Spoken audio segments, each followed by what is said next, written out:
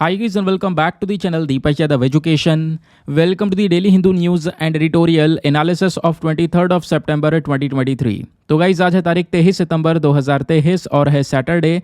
देखेंगे आज के द हिंदू कंप्लीट न्यूज़पेपर को एनालाइज करेंगे। बट लेक्चर में आगे बढ़ने से पहले अगर आप लोगों को इस लेक्चर का पीडीएफ चाहिए तो क्या करना है, सबसे पहले डाउनलोड करना है टेलीग्राम। वहाँ पे जाके सर्च बॉक्स में लिखना दीपक यादव एजुकेशन यूपीएससी, आपको ये वाला टेलीग्राम चैनल मिल जाएगा। इसको जाके ज्वाइन कर लेना। ज्वाइन करने से फ़ायदा क्या होगा, यहाँ पर डेली बेसिस पे लेक्चर का पीडीएफ मिल जाता है, डेली करंट अफेयर के वीडियो का पीडीएफ मिल जाता है और डेली बेसिस पे बहुत सारे डिजिटल नोट्स मिल जाते हैं।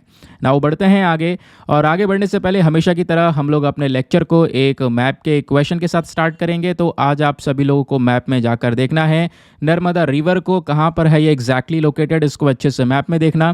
देन उसके बाद आकर नीचे कॉमेंट सेक्शन में टाइप करना, जिससे कि आप लोग इसको लंबे समय तक याद रख पाओगे। साथ ही साथ एक क्वेश्चन सॉल्व करेंगे जो कि यूपीएससी प्रीवियस ईयर साल 2017 के प्रीलिम्स में पूछा गया था।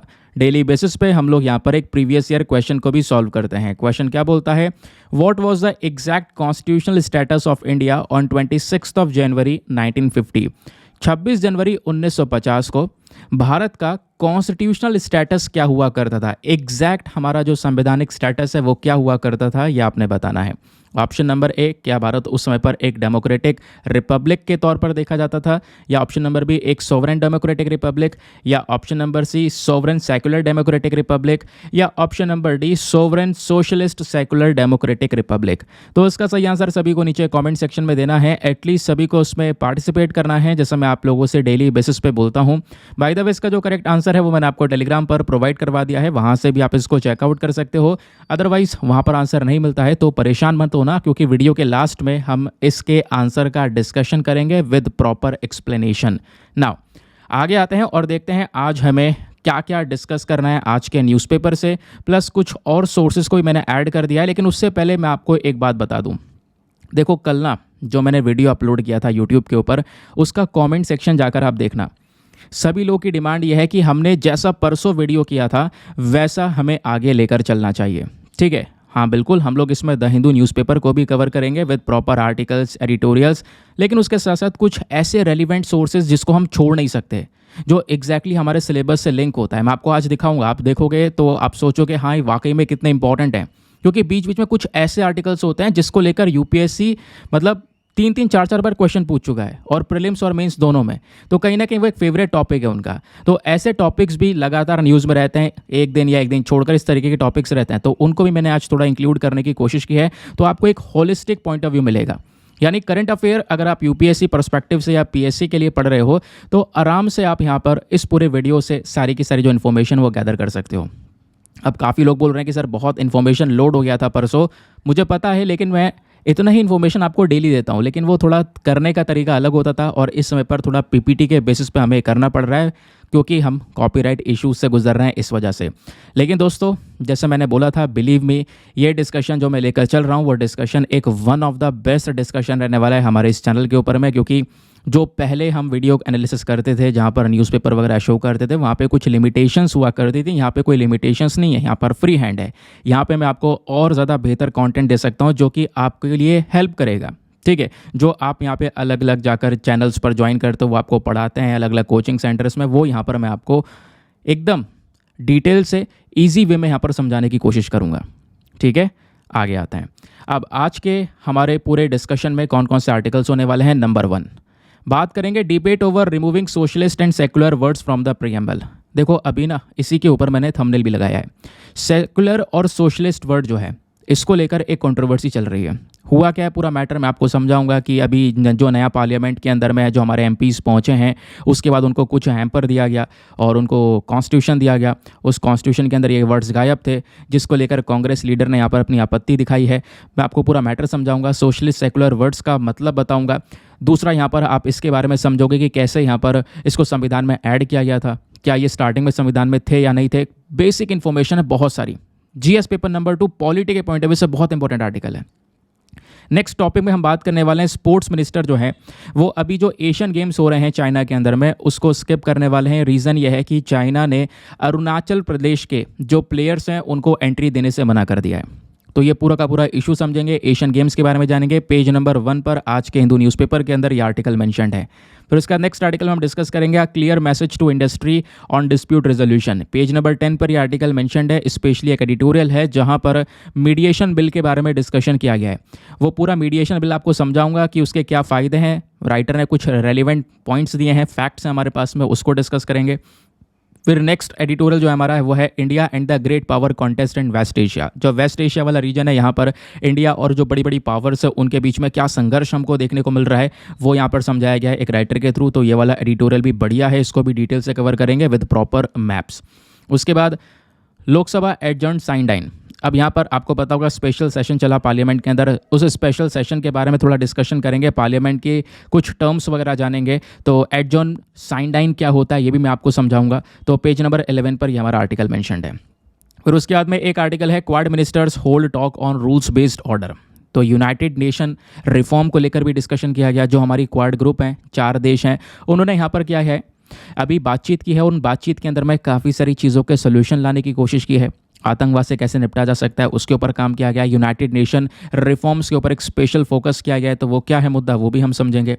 फिर नेक्स्ट जो आर्टिकल होने वाला है वो है मोटो जीपी को लेकर। मोटो जीपी बेसिकली एक मोटरसाइकिल रेसिंग होती है। तो स्पोर्ट्स का आर्टिकल है, अगेन ये भी आज स्पोर्ट्स के 2 आर्टिकल हैं।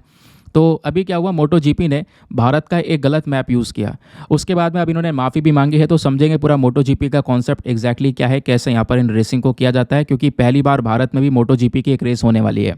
तो इस वजह से आर्टिकल इंपॉर्टेंट है सभी एग्जामिनेशंस के पॉइंट ऑफ व्यू से। फिर हमने 2 अलग अलग सोर्सेज के आर्टिकल्स को ऐड किया है। जैसे अभी अफ्रीका के अंदर जो लायन के नंबर्स हैं वो तेज़ी से कम हो रहे हैं।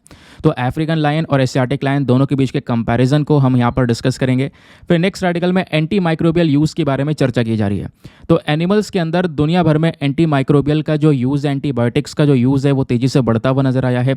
ये अपने आप में एक प्रॉब्लम है, इसको समझेंगे। और साथ ही साथ में आज का जो मेंस का क्वेश्चन है आपको वो भी मिलेगा लास्ट वाले आर्टिकल में। तो यहाँ पर इसको बहुत ध्यान से सुनना और उस मेंस के क्वेश्चन को अटेम्प्ट करना।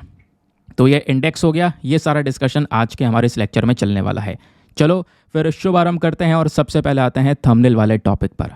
तो हुआ क्या, यहाँ पर एक पूरा का पूरा विवाद हो चुका है। किस चीज़ को लेकर मैं आपको कुछ बेसिक चीज़ें समझाता हूँ। अभी आपको पता है एक नया पार्लियामेंट जो है वो हमने तैयार किया। हमारा पुराना वाला जो गोल वाला पार्लियामेंट है उसके बराबर में ट्रायंगुलर शेप में नया पार्लियामेंट को तैयार किया गया है। अब नए वाले पार्लियामेंट में स्पेशल सेशन के दौरान जितने भी जो एमपीज़ वगैरह आपको यहाँ पर दिख रहे हैं वो नए वाले पार्लियामेंट में गए, वहाँ पर बैठे, वहाँ पे थोड़ा डिस्कशंस हुए। तो दोस्तों हुआ क्या कि जब ये सब एमपीज़ नए वाले पार्लियामेंट में जा रहे थे तो इन सबको एक हैम्पर दिया गया, गिफ्ट दिया गया। गिफ्ट में कुछ पोस्टेज स्टाम्प वगैरह भी थे, लेकिन जो मेन पॉइंट है हमारा वो है कॉन्स्टिट्यूशन है। इन सबको कॉन्स्टिट्यूशन भी दिया गया। ये आप देख पाओगे संविधान, भारत का संविधान आपको ये नज़र आ रहा होगा। इस संविधान के अंदर यहाँ पर कौन है, ये अधीर रंजन चौधरी जो ये संविधान की कॉपी को दिखा रहे हैं। इनका कहना यह है कि जो ये नई कॉपी सरकार ने बांटी है एमपीज़ को, उस नई कॉपी के अंदर प्रियम्बल में सोशलिस्ट और सेकुलर वर्ड मेंशन्ड नहीं है। ये बात इन्होंने मेंशन की है। प्रियम्बल क्या है, तो प्रियम्बल आपको पता है संविधान का एक हिस्सा है। जब भी आप कॉन्स्टिट्यूशन पढ़ते हो तो सबसे पहले आप प्रियम्बल को पढ़ते हो। तो इसी वजह से बहुत सारे जो आर्टिकल्स वो पब्लिश हो चुके हैं, जैसे आप यहाँ पर देख पाओगे। अधीर रंजन चौधरी ने यहाँ पर ये जो पूरा स्टॉर्म है वो उठा दिया है क्योंकि 2 वर्ड्स मिसिंग हैं, ऐसा यहाँ पर इनका कहना है। वो 2 वर्ड्स कौन कौन से, सेकुलर और सोशलिस्ट। यहाँ पर हम बात करें धर्मनिरपेक्ष की और साथ ही साथ में यहाँ पर समाज की। अभी मैं आगे डिटेल से बताऊँगा। अभी ना ये मैंने आपको एक आर्टिकल दिखाया, ये आप देखोगे बहुत सारे न्यूज़ आर्टिकल्स ऑलरेडी यहाँ पर पब्लिश हो चुके हैं इस टॉपिक को लेकर, जो कि अलग अलग तरीके से इसका कवरेज कर रहे हैं। सबसे पहली चीज़ दोस्तों, यहाँ पे हम थोड़ा प्रियम्बल के बारे में जान लेते हैं। देखो प्रियम्बल जो है हमारे संविधान का हिस्सा है, क्योंकि कौन बोल रहा है, सुप्रीम कोर्ट ऑलरेडी बोल चुका है, आपको ही पता है। प्रियम्बल हमारे कॉन्स्टिट्यूशन का ही एक पार्ट है, जिसके अंदर यहाँ पे आप देख पाओगे मेंशन कर रखा है we the people of India solemnly resolve to constitute India into a sovereign socialist secular democratic republic. ये जो वर्ड्स है वो यहाँ पर आपको देखने को मिल जाएंगे, यूज़ किए गए। उसके अलावा जस्टिस, लिबर्टी, इक्वालिटी, फ्रैटर्निटी, ये वर्ड्स तो आपको देखने को मिलते ही हैं। ठीक है, अभी इसका डिस्कशन नहीं कर रहे हैं हम। अभी यहाँ पर अगर इसको और डिटेल से कवर करने चलेंगे तो 1 घंटा भर इसको ही लग जाएगा समझने में। समझ गए। अब यहाँ पर आप पढ़ते हो ये बेसिक इन्फॉर्मेशन, स्टार्टिंग इन्फॉर्मेशन आपको पता होगा, लेकिन मैं यहाँ पर बता रहा हूँ ये जो वर्ड है सोवरन सोशलिस्ट सेकुलर, ये आप देख पा रहे सोशलिस्ट और सेकुलर वर्ड हमारे प्रियम्बल में है। लेकिन यहीं पर मैं एक बात और ऐड कर दूं, ये आज के समय का जो आप प्रियम्बल देखते हो इसमें तो है सोशलिस्ट सेकुलर, लेकिन जो स्टार्टिंग में जो ओरिजिनल प्रियम्बल लेकर आया गया था उसके अंदर ये सोशलिस्ट सेकुलर वर्ड नहीं था। ठीक है, तो आप कहोगे ये बाद में ऐड किया गया है। हाँ बिल्कुल, ये जो दोनों वर्ड्स हैं इनको ओरिजिनली अगर आप देखोगे जो ओरिजिनल प्रियम्बल था उसमें नहीं थे ये वर्ड्स। इन दोनों ही वर्ड्स को 42nd अमेंडमेंट के माध्यम से ऐड किया गया। अमेंडमेंट मतलब हमारा जो कॉन्स्टिट्यूशन उसके अंदर में संशोधन करना, कुछ चेंजेस करना, बदलाव करना। ठीक है, तो 42nd जो अमेंडमेंट किया गया था, जो संशोधन किया गया था 1976 में, उस समय पर क्या हुआ था, 1976 वाला ईयर आपको पता होगा। उस समय पर जो प्रधानमंत्री थी इंदिरा गांधी जी, उन्होंने इमरजेंसी लगा रखी थी। तो उस इमरजेंसी के दौरान ही ये दो वर्ड्स ऐड करे गए थे, सोशलिस्ट एंड सेकुलर। ठीक है, यानी ओरिजिनल प्रियम्बल में ये नहीं था, ये बाद में ऐड करे गए। अब हुआ क्या कि जो नई कॉपीज़ बांट दी गई हैं एमपीज़ को, उनमें से यहाँ पर जो अधीर रंजन चौधरी हैं उनका कहना यह है कि सोशलिस्ट और सेकुलर वर्ड इसमें नहीं है, और कहीं ना कहीं यहाँ पर एक चिंता वाली बात है अगर गवर्नमेंट ऐसा कर रही है तो। ये बात आपको समझनी चाहिए। अब थोड़ा सा यहाँ पे हम लोग प्रियम्बल के बारे में बात करते हैं। हमारे भारतीय संविधान का जो प्रियम्बल है उसके बारे में थोड़ा डिस्कशन करते हैं। दोस्तों आपको पता होगा, जैसे मैंने बोल दिया, कॉन्स्टिट्यूशन का हिस्सा है प्रियम्बल।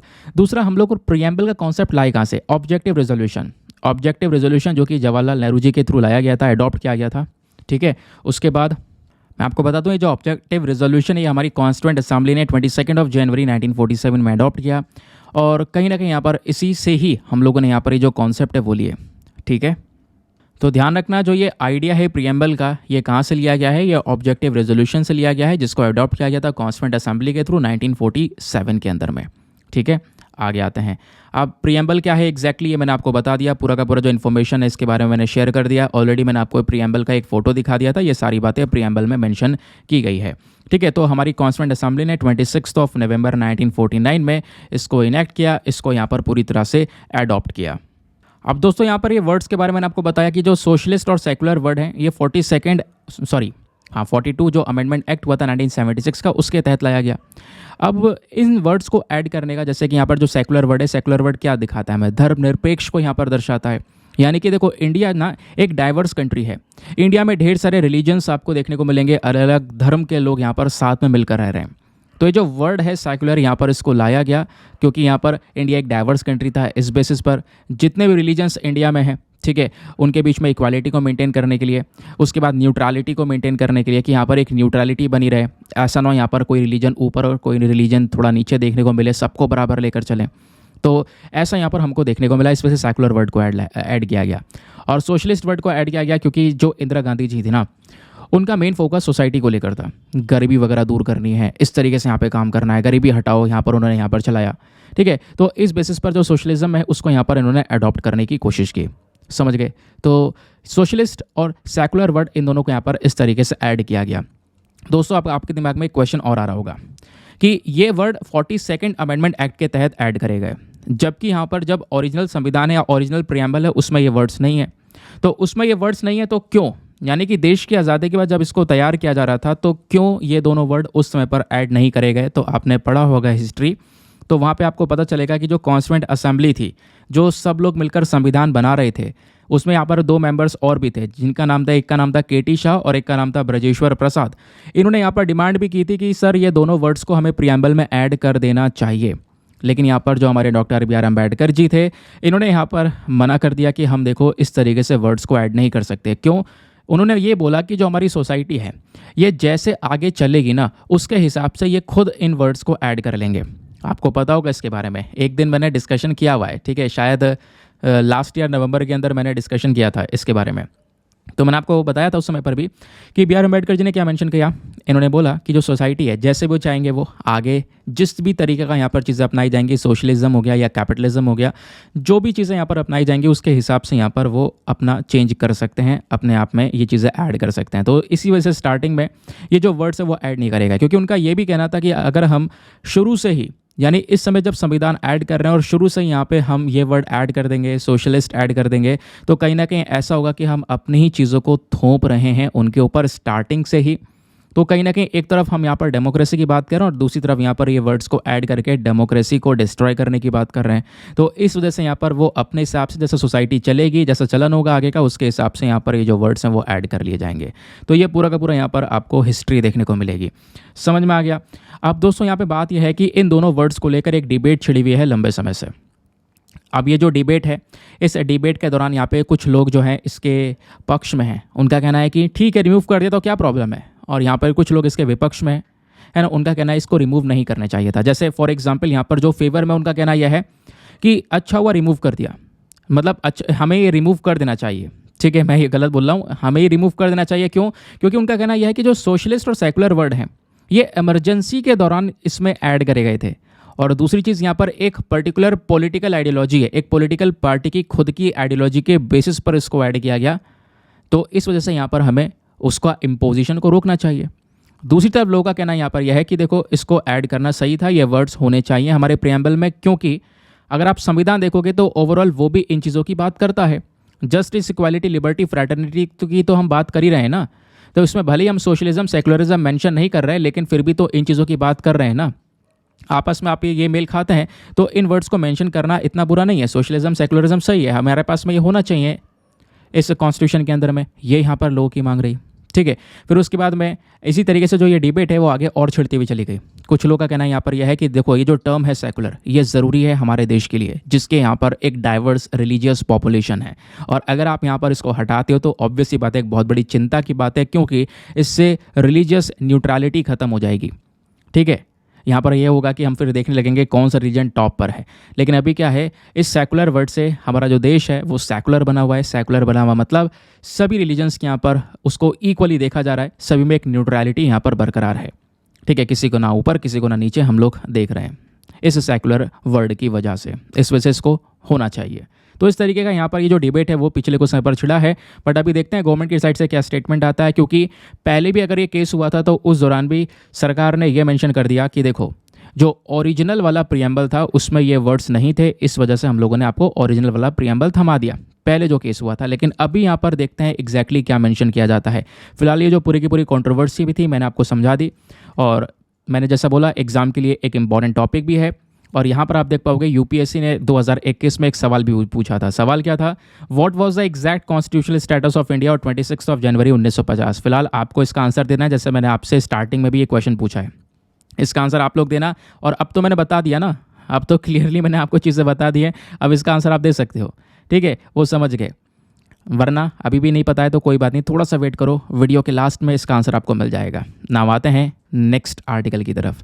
तो आज के पेज नंबर 1 पर GS paper number 2 international relations के पॉइंट ऑफ व्यू से ये टॉपिक बहुत ज़्यादा इंपॉर्टेंट है।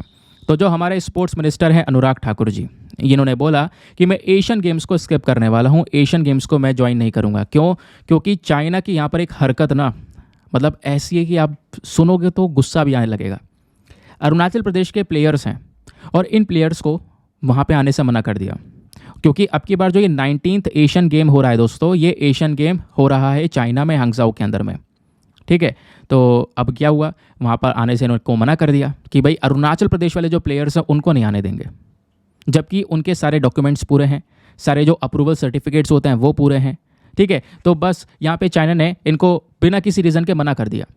इस वजह से यहाँ पे जो हमारे स्पोर्ट्स मिनिस्टर उन्होंने भी बोला कि हम भी एशियन गेम्स को स्किप कर देंगे, हम क्यों एंट्री लें भाई, चाइना यहाँ पर अरुणाचल प्लेयर्स को यहाँ पर एंट्री नहीं दे रहा है। समझ गए? अब यहाँ पर क्या है ना, ये मैंने आपको मैटर समझाया। ये जो 3 प्लेयर्स हैं उन 3 प्लेयर्स के नाम आपको यहाँ पर ये देखने को मिल जाएंगे। इन 3 प्लेयर्स की जो एंट्री है उसको यहाँ पर चाइना ने रोक दिया है, और बोला है, यहाँ पे बोला जा रहा है कि उनके पास में सारे डॉक्यूमेंट, सारे सर्टिफिकेशन, सारे अप्रूवल सर्टिफिकेशंस हैं, लेकिन उनको केवल और केवल इन 2 में से केवल एक को ट्रैवल करने दिया हांगकांग तक बस।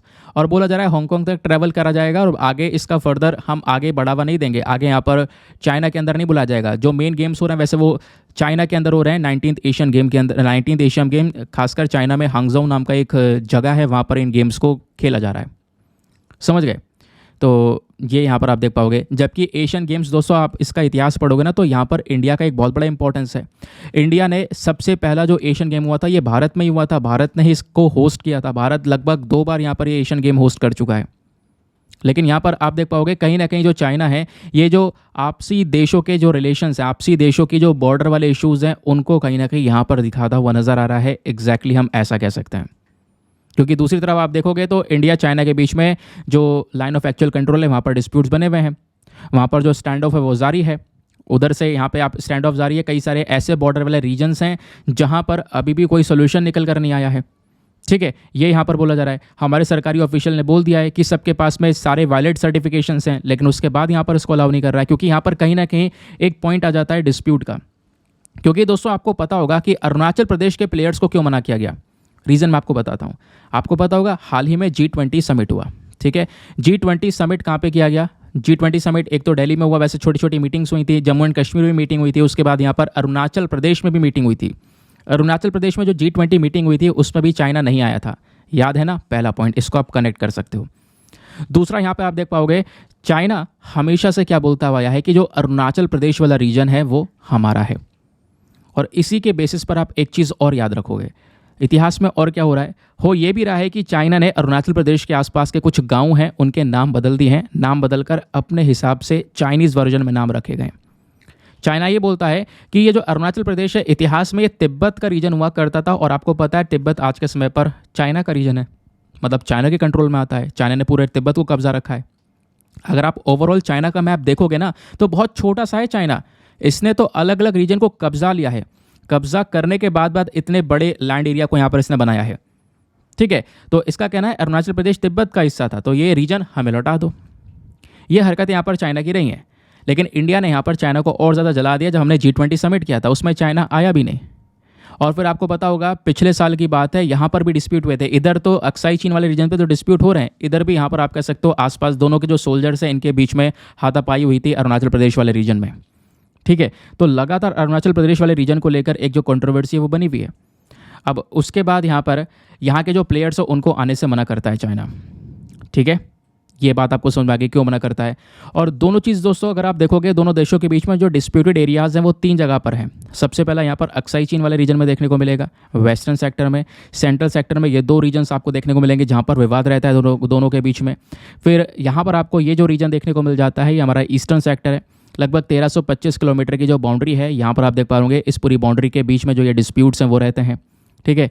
यहाँ पे कहीं ना कहीं जो चाइना है ये हमारी टेरिटरी में घुसने की कोशिश करता है और हमारी टेरिटरी को कब्जाने की कोशिश करता है जैसे उसने तिब्बत को कब्जाया, समझ गए। उस वजह से यहाँ पर ये जो विवाद है वो बना हुआ है। अब हम लोग इतने ज़्यादा मतलब आप कह सकते हो कि सॉफ्टली नहीं बिहेव करेंगे, हम लोगों ने यहाँ पर बिल्कुल कड़ा जवाब दिया है यहाँ पर अरुणाचल प्रदेश को लेकर।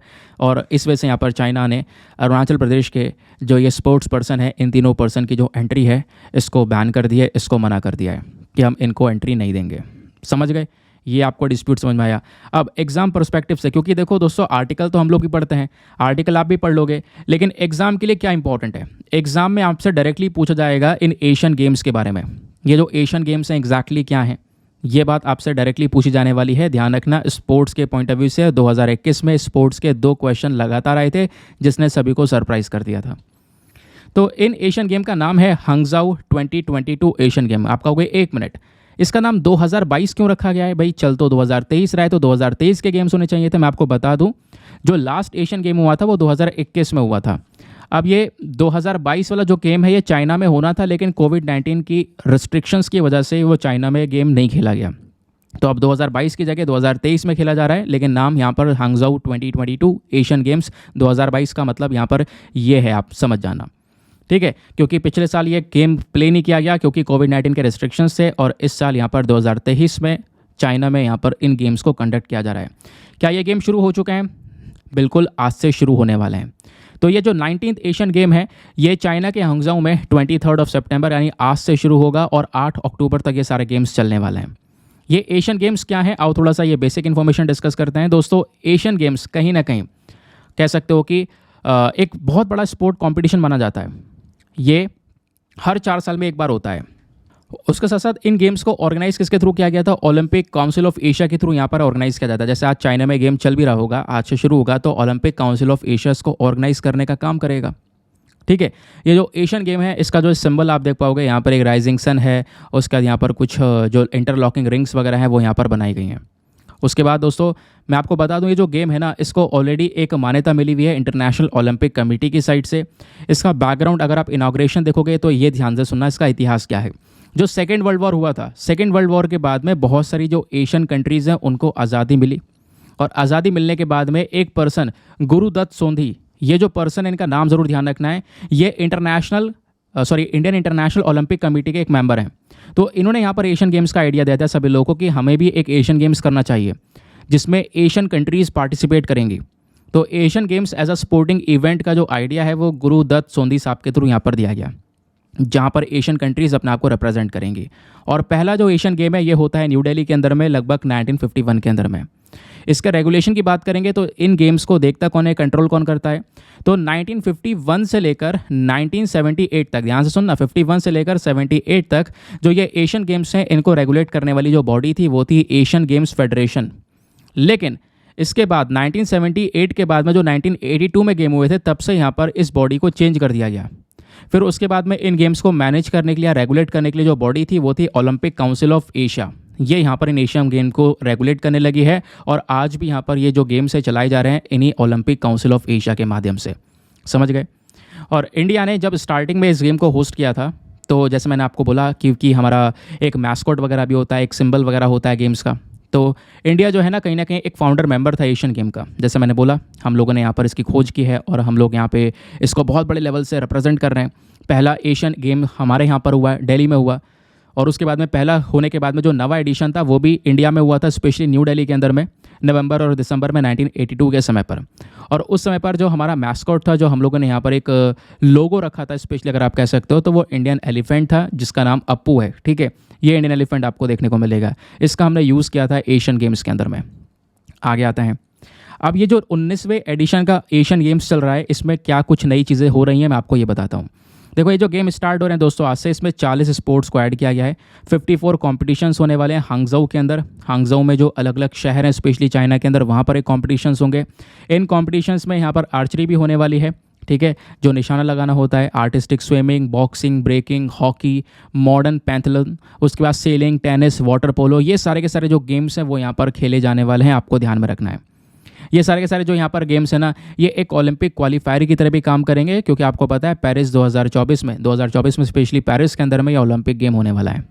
तो अब की बार का जैसा मैंने बोला गेम्स के अंदर में एक मैस्कॉट, एक लोगो रखा जाता है। जो हमारा यहाँ पर लोगो रखा गया था वो ये था, ये हाथी आपको दिख रहा होगा जिसका नाम अप्पू था। ठीक है, अब यहाँ पे हम बात करेंगे चाइना के मैस्कॉट के बारे में। तो चाइना ने 3 रोबोट्स को एक मैस्कॉट बनाया है, 3 रोबोट जिनका नाम है यहाँ पर चेन चेन, कॉन्ग कॉन्ग और उसके बाद में लैंडन। ये आप देख पाओगे तीनों रोबोट्स का जो ये फोटो है ये आपको देखने को मिल जाएगा। समझ गया। अब उसके बाद में 19वें इस एशियन गेम का जो ये टॉर्च है, उस टॉर्च का जो नाम दिया गया है वो है एटर्नल फ्लेम। ये भी आपने ध्यान में रखना है। कुछ बेसिक चीज़ें हैं जो आपके डायरेक्टली एग्जामिनेशंस के अंदर में पूछी जा सकती हैं। समझ गए ना। आगे आते हैं। वैसे दोस्तों ये पॉइंट ध्यान रखना कि ये जो गेम है ये हर 4 साल में एक बार होते हैं। ठीक है, मैंने आपको शायद ये बोल दिया था कि 2021 में यहाँ पर ये गेम्स होने थे, बट कोविड-19 के रेस्ट्रिक्शंस की वजह से नहीं हो पाए।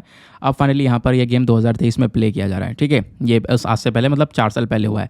तो हर 4 साल में एक बार यहाँ पर जो गेम्स हैं वो खेले जाते हैं, ध्यान रखना इस बात को। आगे आते हैं और यहीं पर मैं आपको एक इंपॉर्टेंट इन्फॉर्मेशन बता दूँ कि अगर आप लोग पेड ग्रुप्स को ज्वाइन करना चाहते हो तो आपके पास में बढ़िया चांस है ज्वाइन करने का। इस बात को ध्यान से सुनना कि जो भी आज यहाँ पे डिस्कशन चल रहा है, जो भी आर्टिकल्स आप देख पा रहे हो, ये जो पीडीएफ्स हैं, ये पीडीएफ्स पढ़ने में थोड़ी लेंदी हो जाती हैं। ठीक है, उसके बाद में आप इनका प्रिंट आउट वगैरह नहीं निकलवा सकते, तो ये थोड़े इश्यूज़ हो जाते हैं। तो आपको यहाँ पर एक सोल्यूशन दिया जाता है कि इन पीडीएफ्स का एक अच्छा फॉर्मेट कहने का मतलब है आप उसका प्रिंट आउट निकलवा सकते हो। वो पीडीएफ्स हिंदी इंग्लिश दोनों में मिलती हैं, A4 साइज़ में मिलती हैं। उनका स्टोरेज आपके पास में एक स्टोरेज का ऑप्शन मिल जाता है। इन पीडीएफ्स को स्टोर करने में काफ़ी परेशानी आती है, मुझे पता है, लेकिन उस ग्रुप के अंदर ये सारे के सारी फैसिलिटीज़ आपको मिल जाती हैं। तो दोस्तों यहाँ पर उस ग्रुप को अगर आपने ज्वाइन करना है तो एक बहुत ही मिनिमम अमाउंट आपसे लिया जा रहा है, just 499 for the lifetime access. आपने केवल एक ही बार का इन्वेस्टमेंट, वन टाइम इन्वेस्टमेंट करना है 499 का, केवल वन टाइम इन्वेस्टमेंट, दोबारा कोई पैसा देने की ज़रूरत नहीं है। आप उस ग्रुप से ऐड हो जाओगे, उस ग्रुप में जो और आगे बेसिक फीचर्स मिलेंगे उन सबको अवेल कर पाओगे। ठीक है, बाकी अगर आपको एक ग्रुप ज्वाइन करना है तो उसके लिए यहाँ पे व्हाट्सएप पर जाना और यहाँ पर आपको एक नंबर दिया गया है 8534873368। इस नंबर पर मैसेज कर देना कि हाँ मुझे एक ग्रुप ज्वाइन करना है। आपको वहाँ से रिप्लाई आएगा, आपको पेमेंट का प्रोसेस बताया जाएगा और पेमेंट के प्रोसेस से ज़्यादा इंपॉर्टेंट है डेमो वीडियो का लिंक मिलेगा। आप पूरे डेमो वीडियो को अच्छे से देख सकते हो। ठीक है, डेमो वीडियो को देखने के बाद में कि भाई मुझे क्या फ़ायदा होगा वहाँ पर, उसके बाद अपने आप को सेटिस्फाई करने के बाद में ये जो है पैसा आप खर्च कर सकते हो। ये बहुत मिनिमम अमाउंट है, आप इस अमाउंट को इधर उधर खर्च कर देते होंगे, ऑब्वियसली बात है। ठीक है, तो इस वजह से यहाँ पर ये हर एक के लिए अफोर्डेबल है, इसी बेसिस पे इस अमाउंट को रखा गया है। आगे आते हैं और दोस्तों यहीं पर मेक श्योर कर देना वीडियो पे लाइक का बटन है उसको प्रेस कर देना। आज वापस से हम लोग अपने पुराने वाले पैटर्न पर आ चुके हैं, तो प्लीज़ आप लोग ज़रा अपना सपोर्ट दिखाना और पिछले जो 2 वीडियोज़ हैं, मतलब कल का छोड़ के जो पिछले लास्ट 2 वीडियोज़ हैं उनमें आपने 8,000 से ज़्यादा लाइक्स को क्रॉस करवाया है और वो दोनों ही वीडियोज़ सबसे ज़्यादा लाइक वाले वीडियो बन चुके हैं इस चैनल के। तो प्लीज़ आप लोग इसी तरह से सपोर्ट करना इस वीडियो को भी। नाउ आगे आते हैं नेक्स्ट आर्टिकल पर। अगला आर्टिकल जीएस पेपर नंबर 2 के पॉइंट ऑफ व्यू से इंपॉर्टेंट है, स्पेशली पॉलिटी के पर्सपेक्टिव से। पेज नंबर 11 के ऊपर में ये पूरा का पूरा आर्टिकल दिया गया है। क्या बात की जा रही है? अभी आपको पता है दोस्तों, पार्लियामेंट का स्पेशल सेशन हुआ, ठीक है, हमारा स्पेशल सेशन चला और 21 सितंबर को स्पेशल सेशन समाप्त हो गया। काफ़ी सारे डिस्कशंस हुए और इसी बीच में एक बिल चर्चा में आया, कौन सा? Women reservation bill. तो वेमेन रिजर्वेशन बिल यहाँ पर इस स्पेशल के सेशन के दौरान पास हो चुका है, लोकसभा से भी पास हो चुका है और राज्यसभा से भी पास हो चुका है। और इस वेमेन रिजर्वेशन बिल के अंदर में आपको पता होगा कि महिलाओं को लोकसभा के अंदर में और जो स्टेट लेजिस्लेटिव असेंबलीज होती हैं वहाँ पर 33% का रिजर्वेशन, एक आरक्षण देने की बात की है कि इनके लिए जो सीट्स हैं वो रिजर्व कर दी जाएंगी। यानी जितने भी मेंबर्स होंगे 100% अगर मेंबर्स हैं तो उनमें से 33 जो मेंबर्स हैं या 33% मेंबर्स हैं वो यहाँ पर महिलाएं होंगी, उनके लिए सीट्स को रिजर्व किया गया है। ठीक है, तो ये जो बिल है ये सक्सेसफुली पास हो चुका है लोकसभा राज्यसभा दोनों की साइड से, मैंने आपको बताया। तो जो हमारे लोकसभा के स्पीकर हैं ओम बिरला जी, उनका कहना यह है कि जो हमारा 31 घंटे का सेशन चला ये बढ़िया था और काफ़ी प्रोडक्टिविटी देखने को मिली है। 160% प्रोडक्टिविटी यहाँ पर हमने रिकॉर्ड की है। ठीक है, इस वजह से यहाँ पर ये चर्चा में है। लेकिन क्वेश्चन ये है, हम इसको क्यों डिस्कस कर रहे हैं? डिस्कस ये कर रहे हैं क्योंकि यहाँ पर एक वर्ड यूज़ हो रहा है दोस्तों, एडजर्न्ड साइन डाई। ये एडजर्न्ड साइन डाई क्या होता है, आओ मैं आपको ये बताता हूँ और मैं आपको बता दूँ यहाँ से क्वेश्चन बनने के चांसेस हैं, डायरेक्टली क्वेश्चन बनने के चांसेस हैं।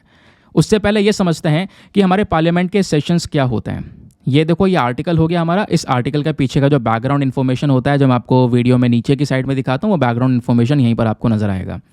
तो पार्लियामेंट के जो सेशंस की जब हम बात करते हैं तो आपको पता होना चाहिए 3 सेशंस होते हैं हमारे पार्लियामेंट में। मेजरली 3 सेशंस होते हैं एक साल के अंदर में। कौन कौन से होते हैं? एक होता है हमारा बजट सेशन, ठीक है, और एक होता है मॉनसून सेशन और एक होता है विंटर सेशन, ठीक है, BMW। ये 3 सेशंस हमारे चलते हैं। जो बजट सेशन होता है ये पहला सेशन होता है साल का और ये सबसे लंबा सेशन भी होता है। ध्यान रखना, इसमें अगर हम बात करेंगे तो जनवरी के एंड में शुरू होता है, उसके बाद में अप्रैल के एंड तक ये समाप्त होता है। इसमें बजट, इकोनॉमिक सर्वे, ये सारी चीज़ें पार्लियामेंट के अंदर में लाई जाती हैं। ठीक है, जो सेकंड सेशन या दूसरा सेशन होता है हमारा वो 3 सप्ताह तक चलता है, उसको हम मानसून सेशन बोलते हैं। और उस मानसून सेशन की जो शुरुआत है वो जुलाई में होती है, ठीक है, और अगस्त में वो खत्म हो जाता है, जो कि ऑलरेडी समाप्त हो चुका है।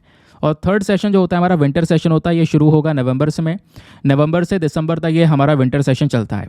इनके बीच में आपके बार एक स्पेशल सेशन रखा गया और उस स्पेशल सेशन का नतीजा मैंने आपको बताया वेमेन रिजर्वेशन बिल के बारे में। अब यहीं पर ना पार्लियामेंट से संबंधित कुछ टर्म्स आती हैं। जैसे पहली टर्म है समनिंग ऑफ पार्लियामेंट। ये क्या होता है? समनिंग मतलब क्या होता है? देखो, समनिंग एक ऐसा प्रोसेस है, एक ऐसा तरीका है जिससे यहाँ पर कह सकते हो, जिसमें हम लोग क्या करते हैं, पार्लियामेंट के अंदर में सभी मेंबर्स को बुलाते हैं। तो पार्लियामेंट के अंदर में सभी एमपीज़ को बुलाना मीटिंग करने के लिए, उस प्रोसेस को समनिंग बोलते हैं। सिंपल सी बात है। क्वेश्चन यहाँ पर यह है, बुलाता कौन है? तो वो प्रेसिडेंट करते हैं। प्रेसिडेंट समन करते हैं हमारे दोनों हाउसेस के मेंबर्स को। ये टाइम टू टाइम यहाँ पर इनको बुलाया जाता है, ठीक है। और ध्यान रखना, पार्लियामेंट के जो सेशंस होते हैं, जैसे मैंने बोला एक साल में वैसे तो 3 सेशंस होते हैं, लेकिन यहाँ पे बोला जाता है कि पार्लियामेंट के जो सेशंस हैं वो हर 6 महीने में होने चाहिए। मतलब यहाँ पे बोला जा रहा है कम से कम इनमें जो सेशन के बीच में जो गैप होता है ना, वो 6 महीने से ज़्यादा तो बिल्कुल नहीं होना चाहिए। एक साल में कम से कम 2 बार तो ये पार्लियामेंट की मीटिंग होनी चाहिए, ठीक है। कभी कभी प्रॉब्लम्स आ जाती हैं जिसकी वजह से सेशंस नहीं हो पाते हैं, लेकिन यहाँ पे बोला यह जाता है कि कम से कम एक साल में 2 बार तो पार्लियामेंट बैठती है और प्रेसिडेंट इन मेंबर्स को बुलाते हैं, टाइम टू टाइम समन करते हैं। तो समनिंग मतलब आपको समझ में आ गया। दूसरा अब आता है एडजॉर्नमेंट। यहीं पर हम उसकी बात भी करेंगे, जो अभी हमने एक पॉइंट पढ़ा है, एडजॉर्नमेंट साइन डाई। एडजॉर्नमेंट मतलब क्या होता है? जो हमारा सेशन होता है वो जो समाप्त हो रहा होता है, वो सिटिंग खत्म हो रही होती है, उसको हम लोग एडजॉर्नमेंट बोलते हैं। लेकिन ध्यान रखना एक बात और, जो एडजॉर्नमेंट होता है इस दौरान क्या होता है, हमारा सेशन समाप्त हो रहा होता है। समाप्त होने के साथ साथ यहाँ पर यह भी बता दिया जाता है कि अगली सिटिंग कब होगी। अगली सिटिंग हो सकता है कुछ घंटे बाद, कुछ दिनों बाद या कुछ सप्ताह बाद हो, तो अगली सिटिंग कब होगी वो यहाँ पर प्रॉपरली हमें पता चल जाता है, तो उसको एडजॉर्नमेंट बोलते हैं। लेकिन अब ध्यान सुनना, जब एक मीटिंग को टर्मिनेट कर दिया जाएगा, सपोज यहाँ पर अब दूसरी तरफ एक मीटिंग खत्म हो चुकी है, लेकिन यहाँ पे कोई प्रॉपर तारीख नहीं बताई गई। भाई आज मीटिंग खत्म हो गई, अब ये नहीं बताया कि अगली कौन सी तारीख है, कब यहाँ पे बैठक होगी या कौन से समय पर बैठक होगी, कोई तारीख आगे नहीं बताई गई, तब उसको हम लोग एडजॉर्नमेंट साइन डाई बोलते हैं, ठीक है, तो यहाँ पर आप देख पा रहे होंगे ये लोकसभा एडजॉर्न साइंडाई हो चुका है। इसका मतलब यह है कि अब ये मीटिंग कब बैठेगी अगली बार इस प्रकार की, उसके बारे में कोई जानकारी हमारे पास में है नहीं। ठीक है, कोई प्रॉपर डेट वगैरह फिक्स नहीं है, तो वो एडजॉर्नमेंट साइन डाई होता है। लेकिन खाली जब एडजॉर्नमेंट होगा तो इसका मतलब हमारा सेशन समाप्त हो चुका है। कब मिलेगा अगली बार वो तारीख भी हमें पता होती है। यहीं पर कुछ और टर्म्स भी आती हैं। प्रोरोगेशन मैं आपको पढ़ा चुका हूँ। प्रोरोगेशन मतलब जो सेशन के अंत होता है उसको हम प्रोरोगेशन बोलते हैं। ठीक है सॉरी, तो प्रोरोगेशन हमारा सेशन का अंत होता है, ध्यान रखना। और सेशन का अंत का मतलब ये नहीं है डिसोल्यूशन। और डिसोल्यूशन मतलब आपको पता ही होगा, लोकसभा वैसे डिसॉल्व होता है हर 5 साल में, राज्यसभा हमारा परमानेंट है, राज्यसभा का भी डिसॉल्व नहीं होता। प्रोरोगेशन बेसिकली सेशन हमारा समाप्त हो रहा है, उसको हम प्रोरोगेशन बोलते हैं।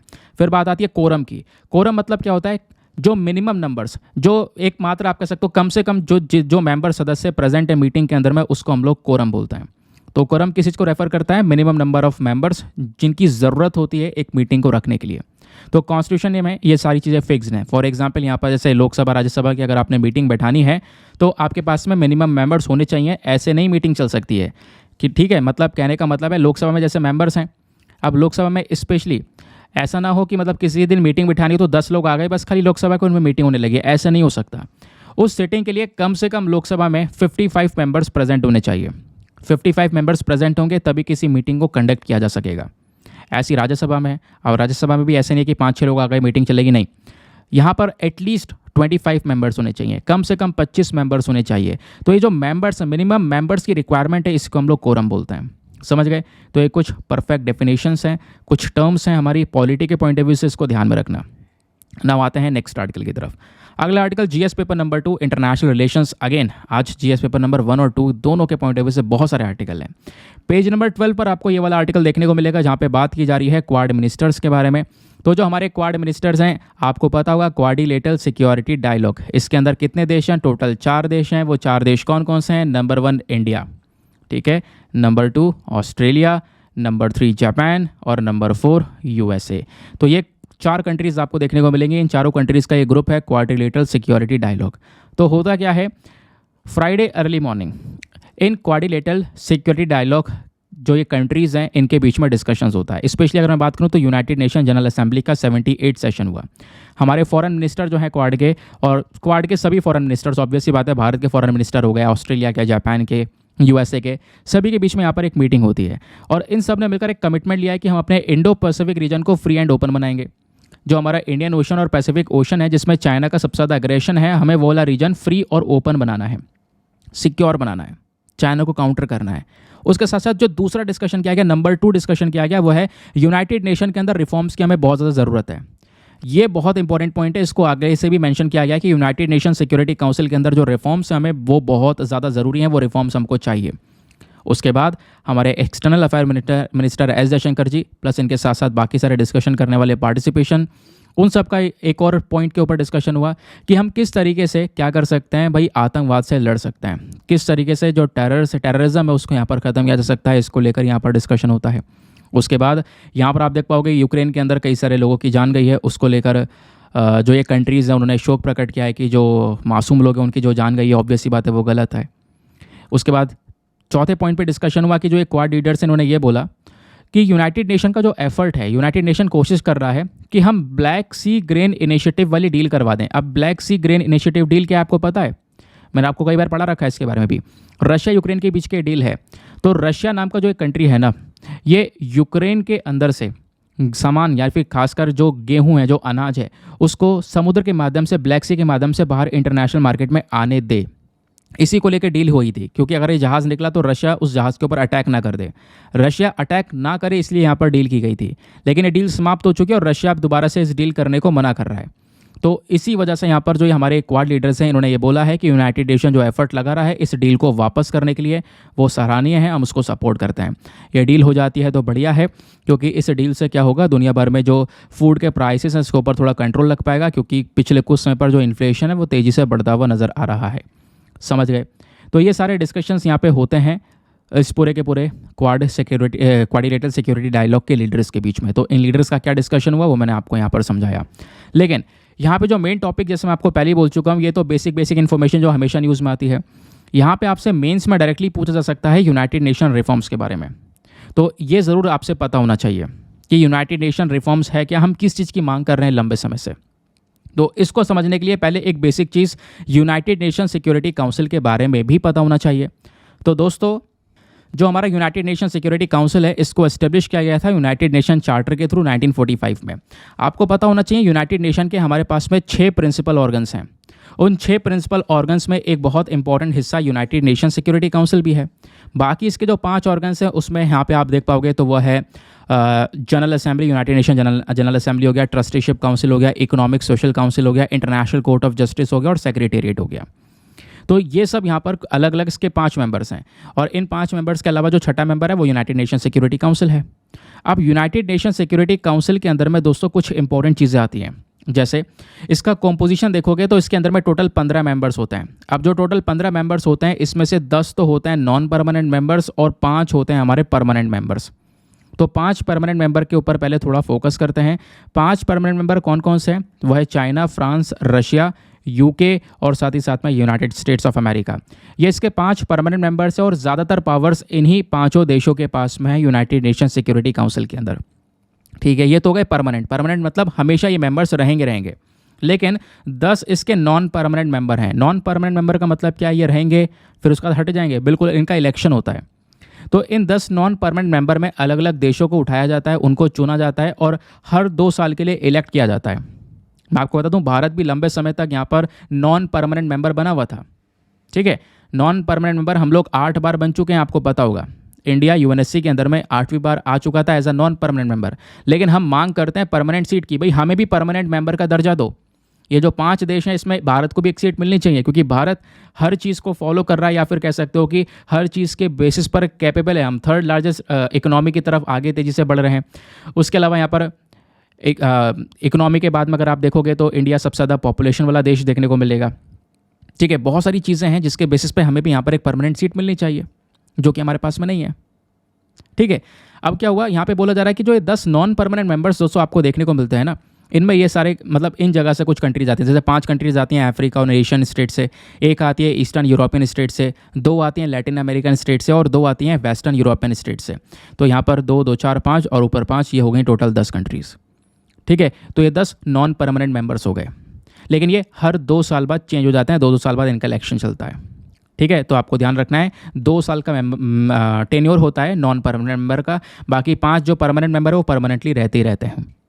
अब बात यहाँ पर यह आती है कि ये ध्यान इसलिए रखना है क्योंकि यूपीएससी ने 2009 में एक सवाल पूछ लिया था दोस्तों। सवाल क्या था कि जो सिक्योरिटी काउंसिल है यूनाइटेड नेशन का, इसमें 5 परमानेंट मेंबर्स होते हैं और बाकी रिमेनिंग 10 मेंबर्स होते हैं। 10 नॉन परमानेंट मेंबर आप उसको कह सकते हो, जिनको इलेक्ट किया जाता है। कितने साल के लिए ये आपने बताना है, यानी जो बाकी 10 नॉन परमानेंट मेंबर उनको कितने साल के लिए इलेक्ट किया जाता है, इनका टर्म कितने साल का होता है ये आपने बताना है। ऑप्शन ए 1 साल, बी 2 साल, सी 3 साल या डी 5 साल। तो उसका सही उत्तर सबको पता है, बी 2 साल का यहाँ पर टेन्योर होता है। समझ गए? अब मैं आपको एक चीज़ और बताता हूँ। हुआ क्या है, जैसे मैंने बोला भारत यहाँ पे मांग कर रहा है कि हमको भी एक परमानेंट सीट देनी चाहिए। अब वो परमानेंट सीट क्यों देनी चाहिए? क्योंकि United nation security council already काफ़ी सारी समस्याओं से गुजर रहा है दोस्तों। सबसे पहली समस्या क्या है? The loss of relevance. United nation security council का इंपॉर्टेंस खत्म होता चले जा रहा है। इवन यहाँ पर आपको पता, रशिया यूक्रेन वॉर चला। रशिया यूक्रेन वॉर में कोई वॉर रोक भी नहीं पाया, 1 साल से ज़्यादा हो गया, बहुत तबाही मची, मासूम लोग की जान गई। तो कहाँ थी ये बॉडी? कहीं ना कहीं आज के समय पर केवल हम इसको किताबों में पढ़ रहे हैं, किताबों में पढ़ने के लिए है। इसके अलावा यहाँ पर इसकी जो रेलेवेंसी है वो खत्म होती चली जा रही है, क्योंकि इसमें जो कंट्रीज़ हैं, स्पेशली जो 5 परमानेंट मेंबर्स भी आपको देखने को मिलेंगे, वो अपने इंटरेस्ट के लिए काम कर रहे हैं, अपने हित में ही सारा काम करते हुए नजर आ रहे हैं। ठीक है, तो हमें कहीं ना कहीं अब इस यूनाइटेड नेशन सिक्योरिटी काउंसिल के लिए एक रिफ्रेश बटन दबाने की ज़रूरत है। ठीक है, यानी कि सुधार करने की ज़रूरत है। भाई बहुत साल से चलते हुए आ रहे हो, ऑब्वियस सी बात है टाइम के साथ में बदलाव ज़रूरी होता है। दूसरा जो इशू है यूएनएससी के साथ में वो है लैक ऑफ मल्टीलैटरलिज्म। यहाँ पे दोस्तों अगर आप देखोगे ना, तो इसके अंदर में जैसे काफ़ी सारी कंट्रीज़ होती है ना, मिल कर डिसीजन लेती हैं, वो चीज़ नहीं है।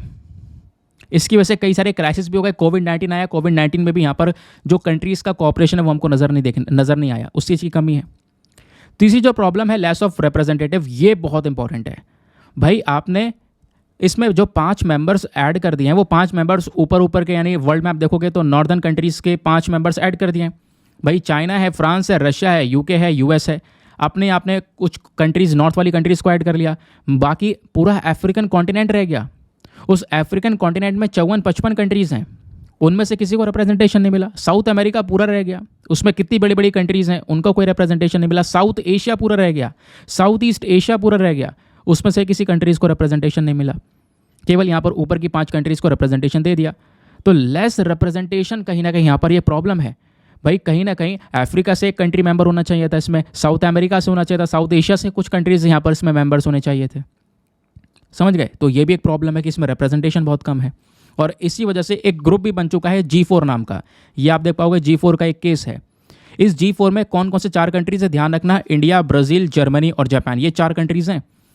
ये 4 कंट्रीज़ क्या कर रही हैं? ये 4 कंट्रीज साथ में एक दूसरे को सपोर्ट कर रही हैं कि हम चारों को एक परमानेंट मेंबरशिप मिलनी चाहिए।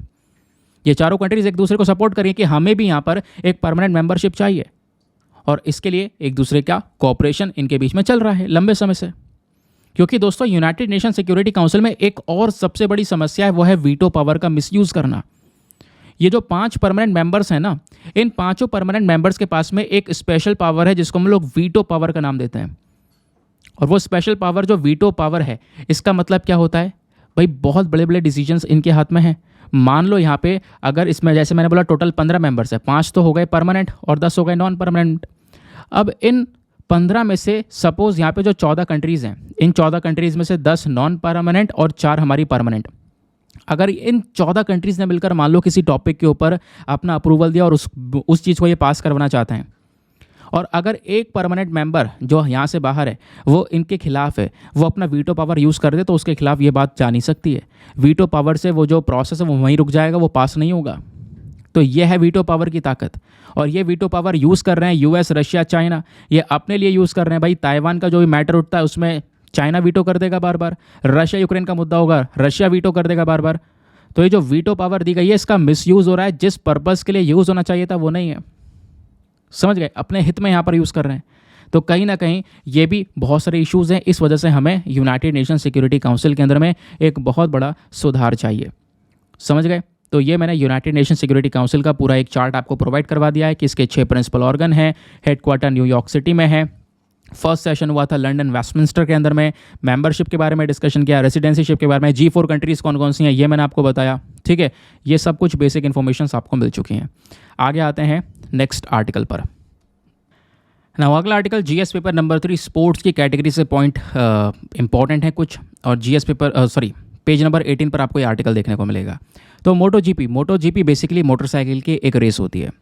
ठीक है, अब मोटो जीपी ये पूरा जो प्लेटफॉर्म है, इन्होंने क्या किया, भारत का एक डिस्टॉर्टेड मैप दिखाया, इंडिया का एक ऐसा मैप दिखाया जिसमें जम्मू एंड कश्मीर वाला जो रीजन है वो यहाँ पर पाकिस्तान के पास में दिखा दिया। और उसके बाद में यहाँ पर मोटो जीपी ने माफ़ी भी मांगी है, अपोलोजाइज़ किया है, क्योंकि ऑब्वियस सी बात है बहुत ज़्यादा हेट यहाँ पर इनको फेस करनी पड़ी, बहुत ज़्यादा बैकलैश यहाँ पर सोशल मीडिया यूज़र्स की साइड से इनको मिला। देन उसके बाद में इन्होंने माफ़ी मांगी और बोला कि देखो ये हमारा इंटेंट नहीं था, हमें पता नहीं था, और हमारा ये मतलब बिल्कुल भी हमने जानबूझ के ऐसा नहीं किया है, गलती से हम लोगों ने इस वाले मैप को पोस्ट कर दिया है, हमें इस चीज़ की नॉलेज नहीं थी। तो इस चीज़ को लेकर इन्होंने अपोलोजाइज़ किया है। देखो दोस्तों, वैसे मैं आपको एक बात बताता हूँ जो बहुत ज़रूरी भी है, इसको बहुत ध्यान से सुनना। प्रॉब्लम यह है कि एग्जैक्टली हो रहा है ये सब कुछ। अगर आप आज गूगल पर जाकर इंडिया का मैप सर्च करते हो तो मैक्सिमम मैप जो है, मैं आपको ये बोलूँगा 100 में से 99 मैप, 99 ऐसे होंगे जिसमें जो इंडिया का ऊपर जम्मू एंड कश्मीर वाला रीजन और अक्साई चीन वाला जो रीजन है ना, इसको चाइना में दिखाया है और उधर पाकिस्तान में दिखाया है। इंडिया के ज़्यादातर डिस्टॉर्टेड मैप ही प्रेजेंट हैं पूरे गूगल पर, बहुत मुश्किल है ढूंढना। इसी वजह से जब मैं भी यूज़ करता हूँ तो बहुत ध्यान से देख दाख के उसके बाद में यहाँ पर यूज़ करा जाता है मैप, नहीं तो फिर उसके अंदर में कुछ चेंजेस करने के बाद मैप का मैं यूज़ करता हूँ। तो ये प्रॉब्लम वाकई में बहुत ज़्यादा है। इसके लिए हम लोग क्या कर सकते हैं, इसके लिए हम लोग गवर्नमेंट को एक मेल कर सकते हैं। मैंने कई बार मेल किए हैं कि इसको लेकर एक बहुत अच्छा सजेशन ये है कि सरकार कुछ मैप जारी कर सकती है। सरकार यहाँ पर कुछ 500-600 मैप्स तैयार करवाए हाई क्वालिटी के, उसको यहाँ पर इंटरनेट पर रिलीज़ किया जा सकता है, उसकी वेबसाइट बनाकर डाला जा सकता है, धीरे धीरे उसकी अवेयरनेस फैलाई जा सकती है। तो इसको लेकर हमें स्टेप उठाना ज़रूरी है। तो आप लोग भी गवर्नमेंट को मेल कर सकते हो इस चीज़ को लेकर, स्पेशली कि जो ये मैप्स हैं, ठीक है, इसको लेकर हमें एक सुधार की आवश्यकता है। ठीक है, बाकी दोस्तों यहाँ पर अगर आप देखोगे तो ये जो मैटर है मैंने आपको समझा दिया, लेकिन एग्जाम के पॉइंट ऑफ व्यू से क्या इंपॉर्टेंट है, एग्जाम के लिए आपको मोटो जीपी के बारे में पता होना ज़रूरी है, क्योंकि मोटो जीपी की पहली बार इंडिया में एक बड़ी रेस होने वाली है। ठीक है, तो पहली बार जो मोटो जीपी भारत ग्रैंड प्रिक्स है ये इंडिया में होगा, स्पेशली यहाँ पर उत्तर प्रदेश के अंदर में ग्रेटर नोएडा में जो बुद्धा इंटरनेशनल सर्किट है वहाँ पर। तो मोटो जीपी क्या है? मोटो जीपी एक मोटरसाइकिल रेसिंग है, जैसे यहाँ पे आप फोटो देख पा रहे होंगे, ब्लर किया हुआ है इसको थोड़ा सा। तो ये जो मोटो जीपी रेसिंग है ना, ये कहीं ना कहीं पूरे दुनिया में एक बहुत बड़े लेवल की मोटरसाइकिल चैंपियनशिप की कैटेगरी में आती है। इस मोटो जीपी की गवर्निंग बॉडी कौन सी है? इस पूरे गेम को गवर्न करने वाली जो बॉडी है उसका नाम है फेडरेशन इंटरनेशनल मोटरसाइकिलिज्म। ठीक है, और मैं आपको बता दूं, दुनिया में एक बहुत पुरानी मोटरशिप चैंपियनशिप है ये। इसका जो पहला कंपटीशन हुआ था वो 1949 में हुआ था, 1949 में पहला कंपटीशन देखने को मिला। बाकी रेसेस की बात करेंगे तो एक नॉन स्टॉप रेस होती है, इसमें बीच में रुकना नहीं होता है, स्टार्ट से सीधा फिनिश पॉइंट पर पहुंचना पड़ेगा। बीच में कई सारी रेसेस होती है जिसमें थोड़ा आप स्टॉपेज होता है, स्टॉप कर सकते हो, लेकिन यहाँ पर कोई भी ऐसा स्टॉप नहीं है।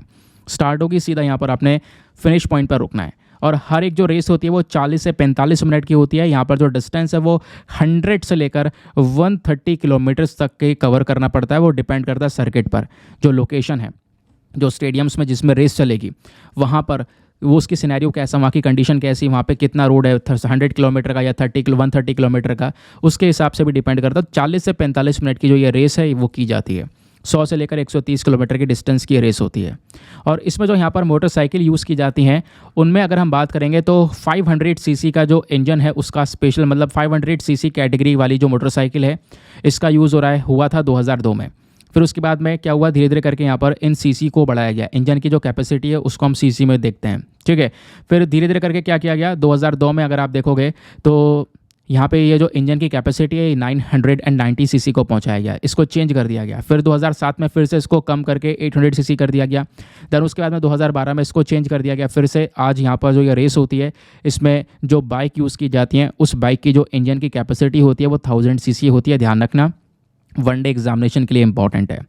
बाकी जो ये चैंपियनशिप है इसमें बहुत सारी रेसेस की जाती हैं, ऐसा नहीं है केवल एक रेस से काम खत्म हो गया। दुनिया भर में अलग अलग जगह पर रेसेस चलती हैं, ठीक है। और मार्च से लेकर नवंबर तक यहाँ पर ये पूरे के पूरे कॉम्पिटिशन्स चलते रहते हैं। इस बार 2023 के सीज़न में कुछ अलग होने वाला है। 2023 के सीज़न में 11 अलग अलग टीम हैं जिसमें 22 राइडर हैं। कह सकते हो 2 राइडर हर एक टीम से निकल कर आता है, ठीक है। तो इस सीज़न का जो ये 21 ग्रैंड प्रिक्स रेस है 2023 के अंदर में, ये कहीं ना कहीं पूरे दुनिया में होगा। और इसका एक सीज़न का लोकेशन इंडिया भी है, इंडिया में भी यहाँ पर एक सीज़न होने वाला है। ध्यान रखना, मोटो जीपी भारत इस साल यहाँ पर होगा। स्पेशली यहाँ पर होस्ट किया जाएगा बुद्ध इंटरनेशनल सर्किट, नोएडा, उत्तर प्रदेश में, ठीक है। क्योंकि वहाँ पर एक 5 किलोमीटर का एक लॉन्ग ट्रैक है जिसकी विड्थ 12 मीटर्स के आसपास है। ये जो ट्रैक है इसमें 16 कॉर्नर हैं, 8 लेफ्ट हैंड कॉर्नर हैं और 8 राइट हैंड कॉर्नर। क्योंकि आपको पता होगा जो गाड़ी है इसको घुमाना पड़ता है ना, तो कॉर्नर्स भी आपको देखने पड़ते हैं। तो इस प्रकार के कॉर्नर्स यहाँ पर इस सर्किट में प्रेजेंट हैं। क्लियर हो गया? तो ये था हमारा पूरा का पूरा डिस्कशन। ये थी हमारी सारी की सारी शॉर्ट न्यूज़ आज के द हिंदू न्यूज़पेपर की। अब आते हैं हम लोग एडिटोरियल डिस्कशन पर। तो आज का अगर आप एडिटोरियल पेज देखते हो तो यहाँ पर ये आर्टिकल हमारे काम का नहीं है, आप इसको स्किप कर सकते हो, ये भी स्किप कर सकते हो, ये भी स्किप कर सकते हो। 2 एडिटोरियल हमारे बहुत ज़्यादा काम के हैं, जैसे आपको ये वाला देखने को मिलेगा, ये एग्ज़ाम के लिए बहुत इंपॉर्टेंट है, ठीक है। यहाँ पे वेस्ट एशिया के बारे में बात की जा रही है, कैसे भारत और जो बड़ी बड़ी पावर्स हैं वो वेस्ट एशिया को लेकर अपना संघर्ष कर रही हैं। दूसरा एडिटोरियल और ज़्यादा इंपॉर्टेंट है, यहाँ पर डिस्प्यूट रेजोल्यूशन को लेकर डिस्कशन किया जा रहा है कि जो खासकर यहाँ पर विवाद होता है उसमें जो मीडिएशन है वो मीडिएशन कैसे करवाया जा सकता है, उसको लेकर हमारे राइटर ने ये पॉइंट ऑफ व्यूज़ लिखे हैं। चलो एक एक करके यहाँ पर हम लोग एडिटोरियल को डिस्कस करेंगे। पहला वाला जो एडिटोरियल है यह है a clear message to industry on a dispute resolution, GS paper number 2 polity, page number 10 पर आपको ये एडिटोरियल मिल जाएगा। यहाँ पे जो राइटर हैं वो है अरुण चावला जी, एक डायरेक्टर जनरल हैं इंडियन काउंसिल ऑफ आर्बिट्रेशन के। तो इन्होंने यहाँ पर जो मुद्दा उठाया है वो है मीडिएशन का। दोस्तों मैं अगर आपको बताऊँ आज हमारे देश में केसेस को लेकर कितनी बड़ी प्रॉब्लम है या नहीं? बिल्कुल है। सबसे बड़ी प्रॉब्लम केसेस को लेकर क्या है? Pendency of cases. हमारे देश में बहुत सारे केसेस ऐसे हैं जो कि लंबे समय से पेंडिंग पड़े हुए हैं, अधूरे पड़े हुए हैं, ठीक है। और नए नए केसेस आते चले जा रहे हैं, नए नए केसेस जैसे ऐड होते चले जाएंगे, हमारी जो पेंडिंग केसेस हैं इसकी लिस्ट और ज़्यादा बढ़ती हुई चली जाएगी।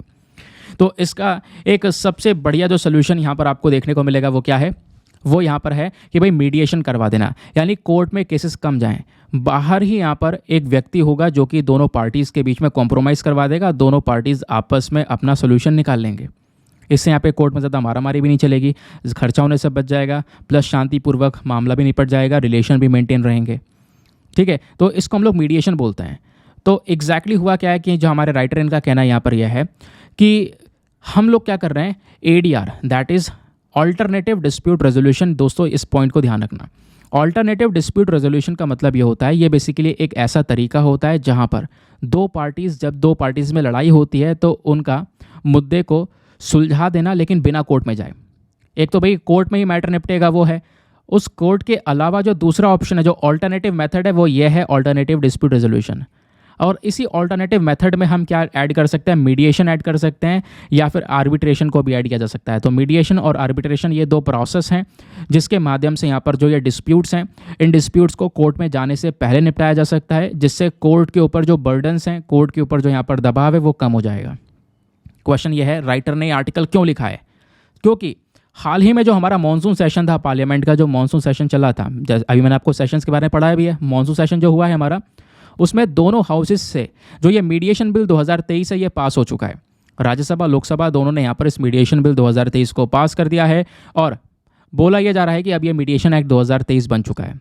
तो हमें कहीं ना कहीं यहाँ पे इसके जो बेनिफिट्स क्या हो सकते हैं, क्योंकि राइटर ने मेजरली इसके बेनिफिट्स के ऊपर फोकस किया है, ठीक है, इसके एस्पेक्ट्स क्या हो सकते हैं और आगे हमें क्या करना चाहिए वो यहाँ पर इसके बारे में बताते हैं। तो मैं आपको पहले इसके जो मेजर बेनिफिट्स हैं उसके बारे में कुछ इंपॉर्टेंट बातें बताता हूँ, ठीक है। उस बात को आप लोगों को बहुत ध्यान से सुनना है। और इस एडिटोरियल के कुछ की पॉइंट्स दोस्तों मैंने यहाँ पर मेंशन कर दिया, आप इनको भी यहाँ से भी चेकआउट कर सकते हो, ठीक है। आप समझते हैं ये पूरा का पूरा जो मैटर है वो क्या है। देखो, पहले यहाँ पर इस मीडिएशन बिल 2023 के इंपॉर्टेंट फीचर्स क्या हैं वो जानते हैं। यहाँ पर क्या है, इस बिल के अंदर में ये रिक्वायरमेंट है कि भाई दो पर्सन अगर चाहते हैं कि उनका जो सिविल या कमर्शियल डिस्प्यूट है वो एक मीडिएशन के माध्यम से सॉल्व हो जाए, तो वो मीडिएशन के माध्यम से सॉल्व कर सकते हैं, यानी आपस में बैठकर डिस्कशन करके, कॉम्प्रोमाइज़ करके, बातचीत करने के बाद में उसको सॉल्व कर सकते हैं, बिना किसी कोर्ट में जाए, बिना किसी ट्रिब्यूनल में जाए। इसी को मीडिएशन बोलते हैं। दूसरा जो फीचर इस बिल का वो है टाइम पीरियड। एक जो पार्टी होती है ना, इसमें यहाँ पर वो मीडिएशन से विड्रॉ भी कर सकती है। मान लो 2 मीडिएशन सेशन हो गए, 2 बार सेशंस बैठक हुई, उसके बाद में वो वापस विड्रॉ कर सकते हैं। और जो मीडिएशन का प्रोसेस है इसको 180 दिन में कंप्लीट करना ही करना होता है, यानी 180 दिन में ये मैटर निपटाना होगा। और अगर मान लो कोई मैटर गंभीर है तो इसको 180 दिन से थोड़ा और ज़्यादा एक्सटेंड कर सकते हैं, बढ़ा सकते हैं। कहने का मतलब है 1 साल के अंदर अंदर ये मैटर निपट जाएगा, ठीक है। इस मैटर के ऊपर में पूरा का पूरा डिस्कशन हो जाएगा, तो कोर्ट के ऊपर कोई बर्डन पड़ेगा नहीं, बाहर आपसी में कह सकते हो साझेदारी करके इस मैटर को निपटा लिया जाता है। ये यहाँ पर इसका एक दूसरा फीचर है, इसका टाइम पीरियड।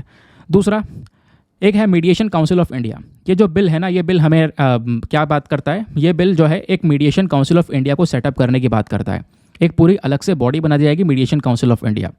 उस काउंसिल का जो मेन फंक्शन होगा, क्या फंक्शन होगा कि भाई मान लो जो मीडिएटर्स हैं जिनके बीच में यहाँ पर डिस्कशंस होने हैं, है ना, उनको रजिस्टर करने का काम करना, है ना। और उसके बाद में जो मीडिएशन सर्विस प्रोवाइडर है, एक भाई मिडिल मैन भी तो चाहिए। अब ऐसा थोड़ी ना दोनों को बैठा दिया जाएगा, दोनों अपने मैटर को खुद देखते रहेंगे, भाई दोनों लड़ने लगेंगे बैठकर अलग, उस मैटर को सॉल्व करने की बजाय उनके बीच में एक पर्सन बैठा होगा जो उनकी लड़ाई रोक के उनको एक सही रास्ता दिखा रहा होगा कि आप ऐसा नहीं ऐसा कर सकते हो, आप ऐसा नहीं ऐसा कर सकते हो, आपके प्रॉब्लम का ये सोल्यूशन हो सकता है। तो एक मीडिएटर होगा, एक बिचौलिया होगा जो दोनों के मैटर को सुलझा रहा होगा, ठीक है। तो वो मीडिएशन सर्विस जो प्रोवाइडर है, जो पर्सन है ना, उसको भी रजिस्टर करने का काम हमारा मीडिएशन काउंसिल ऑफ इंडिया करेगा, जो बॉडी हमने बनाई है। सिंपल सी बात है। और इसको लेकर जो अलग अलग इंस्टीट्यूट्स बनेंगे, क्योंकि अब ये बिल एक्ट बन चुका है, तो जो अलग अलग यहाँ पर संस्थाएं बनाई जाएंगी मीडिएशन इंस्टीट्यूट, वो सब किसके अंडर में आएंगी, सब मीडिएशन काउंसिल ऑफ इंडिया के अंडर में आएगा। अब क्वेश्चन यहाँ पर यह है गवर्नेंस क्या है। देखो, इस बिल के अंदर में मेन मकसद है कि इनका कहना यह है कि मीडिएशन भी 2 प्रकार के होते हैं, एक होता है वॉलंटरी, एक होता है मैंडेटरी।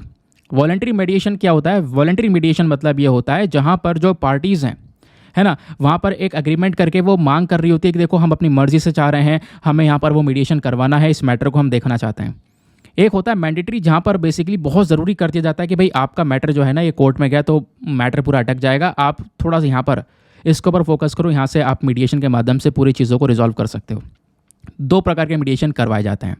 फिर आता है यहाँ पर क्वेश्चन, क्या सर मीडिएशन से कोई भी केस देख लिया जाएगा? मान लो किसी ने यहाँ पर कोई क्रिमिनल ऑफेंस कर दिया, किसी ने रेप कर दिया, तो क्या यहाँ पर वो मीडिएशन से देखा जाएगा केस? तो कोर्ट का फिर कोई रोल नहीं और फिर तो अपराधी वगैरह सब फ्री हैं? ऐसा नहीं होगा। पता है, मीडिएशन में आप केवल कमर्शियल और सिविल डिस्प्यूट्स को देख सकते हो, लेकिन इनमें से कुछ डिस्प्यूट्स को, कुछ जो विवाद हैं, कुछ मैटर्स जो हैं, उनको एक्सक्लूड किया गया, बाहर निकाला गया। फॉर एग्जाम्पल, कोई बड़ा फ्रॉड करना, सीरियस फ्रॉड, सीरियस केस हो गया, कोई क्रिमिनल ऑफेंस हो गया, कोई एनवायरमेंटल मैटर हो गया जो केवल एनजीटी के लिए रिजर्व किया गया, नेशनल ग्रीन ट्राइब्यूनल के लिए, तो वो एनजीटी देखेगा, भाई ये क्यों देखेंगे, समझ गए। या कोई मैटर हो गया टेलीकॉम सिक्योरिटी से लेकर, इलेक्ट्रिसिटी लॉ को लेकर, या किसी की ज़मीन कब्जा ली, हत्या ली, उस प्रकार के कुछ लॉज हो गए। तो इस प्रकार के कुछ केसेस जो होंगे उनको एक्सक्लूड किया गया है, उनको बाहर किया गया है, आप ऐसा कह सकते हो। वो यहाँ पर इस मीडिएशन के माध्यम से नहीं देखे जाएंगे वो सारे केसेस। क्लियर हो गया। अब बात यहाँ पर यह है कि हमारे कोर्ट का इसमें रोल क्या होगा। देखो, इस बिल का प्रोविज़न यही है कि भैया यहाँ पर कोर्ट को रोका जाए, कोर्ट में केसेस जाने से रोका जाए, क्योंकि कोर्ट के पास में ऑलरेडी बहुत काम है भाई। कोर्ट के पास में हज़ारों केसेस पेंडिंग पड़े हुए हैं, और अभी नए नए केस ऐड होते रहेंगे, तो साल साल का गैप, उसमें साल साल का टाइम में वो केसेस जो है आगे बढ़ते चले जाएंगे और वो भी पीछे इकट्ठे होते हुए चले जाएंगे। समझ गए।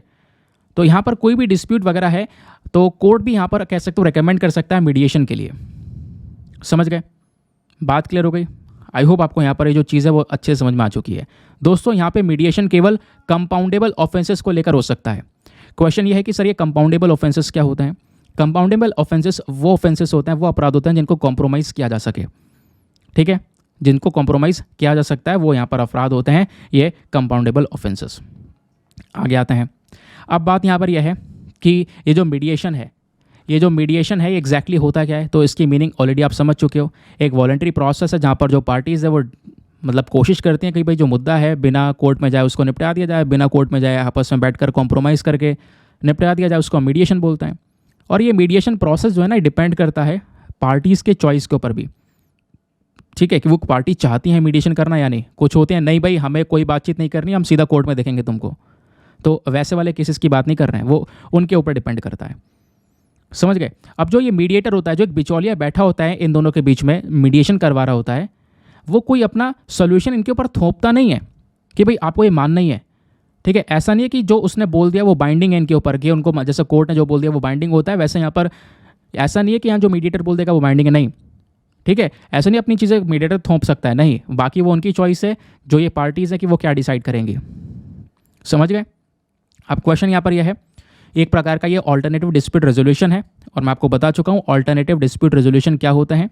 वो रेजोल्यूशंस होते हैं, वो तरीके होता है केस को निपटाने का जो बिना कोर्ट के निपटा दिया जाए, यानी कोर्ट का दूसरा ऑल्टरनेटिव ये है।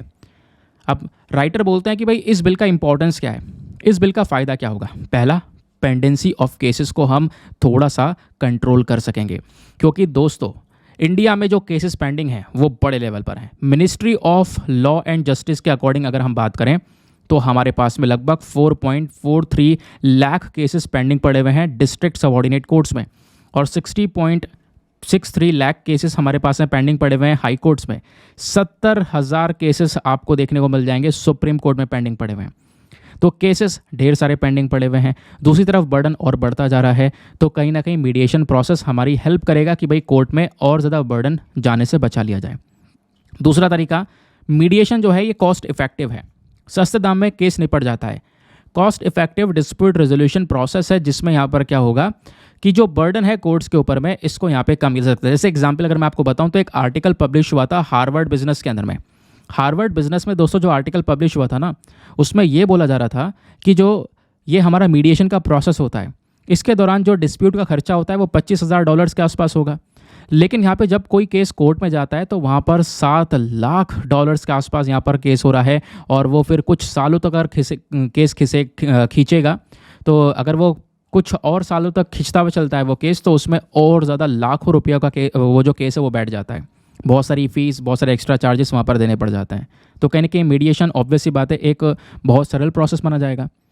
तीसरी चीज़ यहाँ पर ना एक कॉन्फिडेंशियल चीज़ भी होगी। कॉन्फिडेंशियल मतलब यहाँ पर यह है, यहाँ पे कोई कोर्ट लड़ाई वगैरह नहीं करवा रहा है, आपस में कोई लड़ाई नहीं हो रही है, शांतिपूर्वक बैठ के वो डिस्कशन कर रहे हैं। दूसरा, अपनी सहमति से वो यहाँ पर ये सारे के सारे जो डिसीजंस लेंगे अपनी सहमति से लेंगे। ठीक है, तो ये बात यहाँ पर कहीं ना कहीं इनके बीच में कॉन्फिडेंस ले आती है, इनके रिलेशंस जो है वो ख़राब होने से बच जाते हैं। दूसरा, एक फास्टर आउटकम होता है, ये सबसे इंपॉर्टेंट चीज़ है।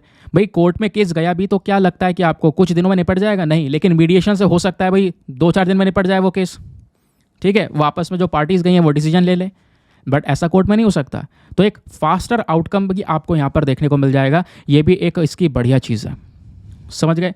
अब राइटर बोलते हैं कि हमें इसको इम्प्लीमेंट करना आना चाहिए। ठीक है, हम सब कुछ तय तो कर गए, चला लिया हम लोगों ने, अब हमें इसको कैसे लागू करना है इसके ऊपर थोड़ा सा फोकस करो। जो इंस्टीट्यूशंस हैं वो कैसे बनाने हैं। ठीक है, एक बहुत इंपॉर्टेंट रोल प्ले कर सकते हैं इंस्टीट्यूशंस, अलग अलग संस्थाएं जो मीडिएशन करवाने का काम करेंगी। अगर हम लोगों ने इसको इम्प्लीमेंट कर लिया तभी इंडिया जो है एक ग्लोबल हब बन पाएगा, न केवल आर्बिट्रेशन के लिए, मीडिएशन के लिए भी, क्योंकि आर्बिट्रेशन भी एक मध्यस्थता ही होती है, वो भी यहाँ पर आपस में डिस्कशन करके मैटर को, जो हमारे कमर्शियल डिस्प्यूट्स होते हैं, बड़ी बड़ी कंपनियों के डिस्प्यूट्स होते हैं, वो आर्बिट्रेशन के माध्यम से निपटाए जाते हैं, उनको भी बैठाकर बातचीत करवाई जाती है, एक मध्यस्थता जिसको बोलते हैं वो करवाई जाती है। तो कहीं नहीं उसमें तो हम आगे हैं ही। अभी क्या होगा, इसको हम अच्छे से इंप्लीमेंट कर लेंगे तो हमारा मीडिएशन में भी हम लोग आगे निकल जाएंगे। तो राइटर के पॉइंट ऑफ व्यूज मैटर करते हैं। ये सारी चीज़ आपको लिखित में पीडीएफ में मिल जाएंगी, तो उसके लिए परेशान ना होना। और मैटर इसलिए करते हैं क्योंकि राइटर खुद इंडियन काउंसिल ऑफ आर्बिट्रेशन के डायरेक्टर जनरल हैं, अरुण चावला जी, इस वजह से। चलो आगे आते हैं उसके बाद में नेक्स्ट एडिटोरियल पर। अगला एडिटोरियल स्टैनली जॉन ने लिखा है। ये स्टैनली जॉनी, अब ये क्या बोलते हैं, India and the great power contest in West Asia. दोस्तों जो पूरा वेस्ट एशिया वाला रीजन है, वहाँ पर इंडिया और बड़ी बड़ी जो पावर्स है, फॉर एग्जांपल अमेरिका वगैरह कंट्रीज़ हो गई, इनके बीच में ना एक बहुत बड़ा संघर्ष हमको देखने को मिल रहा है। अब ये पूरा मैटर क्या है, इसको थोड़ा ध्यान से सुनना। ये आप देख पाओगे वेस्ट एशिया वाला मैप, कहोगे ये तो मिडिल ईस्ट है। हाँ, मिडिल ईस्ट को हम वेस्ट एशिया के नाम से जानते हैं। ये एशिया का वेस्टर्न पोर्शन है। तो इसमें ईरान हो गया, टर्की हो गया, इराक हो गया, सीरिया हो गया, ठीक है, सऊदी अरेबिया हो गया, इजराइल, जॉर्डन, ये सारी कंट्रीज़ हमारी वेस्ट एशिया में आ जाती हैं। यहाँ पर आपको इंडिया देखने को मिल जाता है। तो ये हमारा वेस्ट एशिया। तो इंडिया भी यहाँ पर इस पर्टिकुलर रीजन में अपनी पावर को मेंटेन करना चाहता है, और हमें करना भी चाहिए, और हम कर भी रहे हैं पिछले कुछ समय से। चाहे वो अभी G20 समिट में IMEC कॉरिडोर की बात कर लो, चाहे I2U2 पिछले साल वाले ग्रुप की बात कर लो, तो इंडिया धीरे धीरे यहाँ पर अपना एक स्ट्रांग पोजीशन मेंटेन कर रहा है।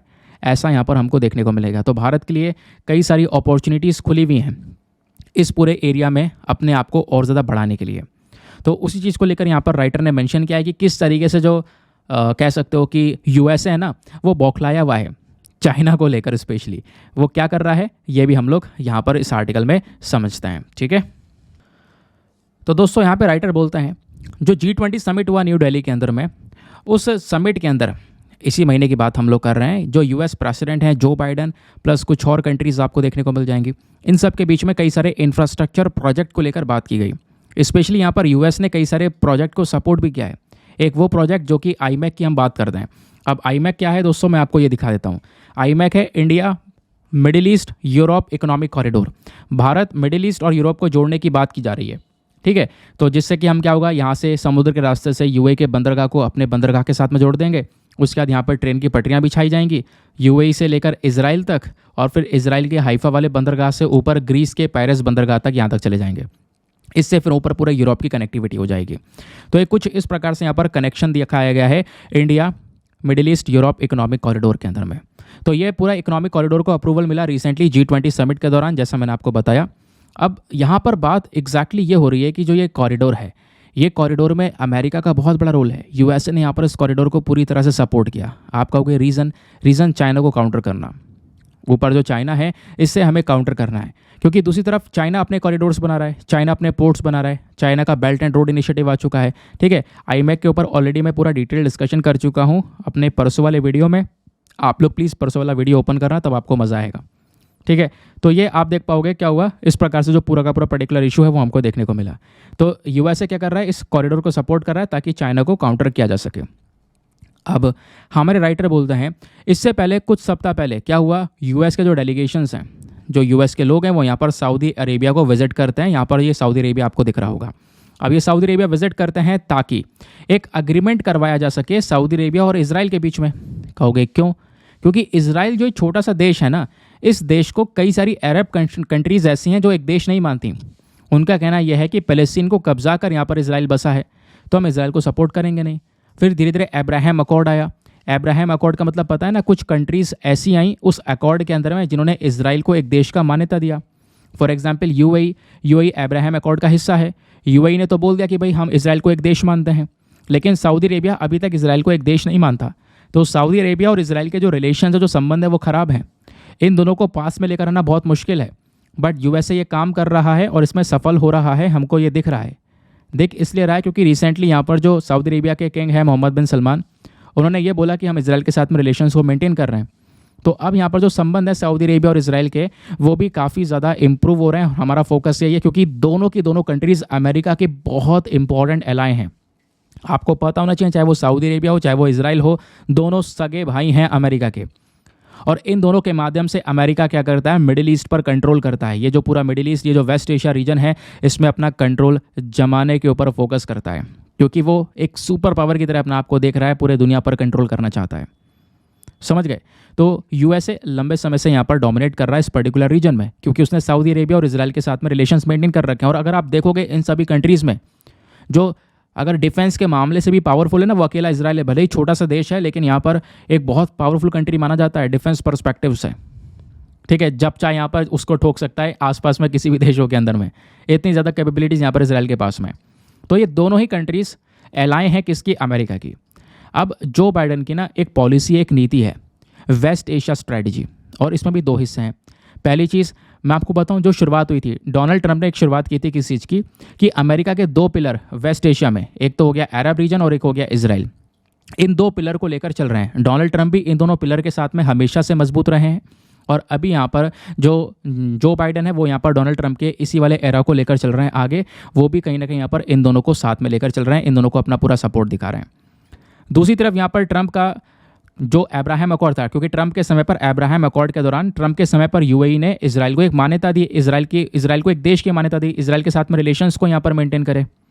अब क्या हो रहा है दोस्तों, यहाँ पर जो बाइडन कोशिश कर रहे हैं कि मैं सऊदी अरेबिया से इजराइल के रिलेशंस बैठा दूँ। तो सबका मेन फोकस यही है कि इजराइल से इन रिलेशंस को मेंटेन कर दिया जाए, जिससे यहाँ पर शांति बन जाए। क्योंकि अगर यहाँ पर अमेरिका अलग रह गया और अमेरिका यहाँ पर, क्योंकि आपस में दुश्मन रहेगा और अमेरिका इसको भी सपोर्ट कर रहा है, इसको भी सपोर्ट कर रहा है, तो अमेरिका के संबंध दोनों से खराब हो जाएंगे। तो अमेरिका चाहता है कि भाई इजराइल से इन सब के संबंध अच्छे हो जाएं, सभी अरब कंट्रीज़ के, जिसके माध्यम से अमेरिका इन सभी कंट्रीज़ के ऊपर रूल करेगा, इनको डोमिनेट करेगा। रूल का मतलब डोमिनेट क्या करेगा, मतलब इनका यूज़ करेगा, और इनका यूज़ करके यहाँ पर ये जो अपनी पावर है इस पर्टिकुलर रीजन में बना कर रखेगा। क्योंकि इस पर्टिकुलर रीजन में उसकी कोई वैसी पहचान नहीं है इजराइल के अलावा। अभी धीरे धीरे यहाँ पर उसने रिलेशंस को मेंटेन करवाना शुरू किया। समझ गए? और इसलिए यहाँ पर कह सकते हो कि जो सऊदी इजराइल डील है उसको लेकर डिस्कशन चल रहे हैं, और मोहम्मद बिन सलमान ने बोल दिया ऑलरेडी कि हम यहाँ पर इजराइल को मतलब एक पार्टनर कंट्री के तौर पर देख रहे हैं। क्लियर हो गया?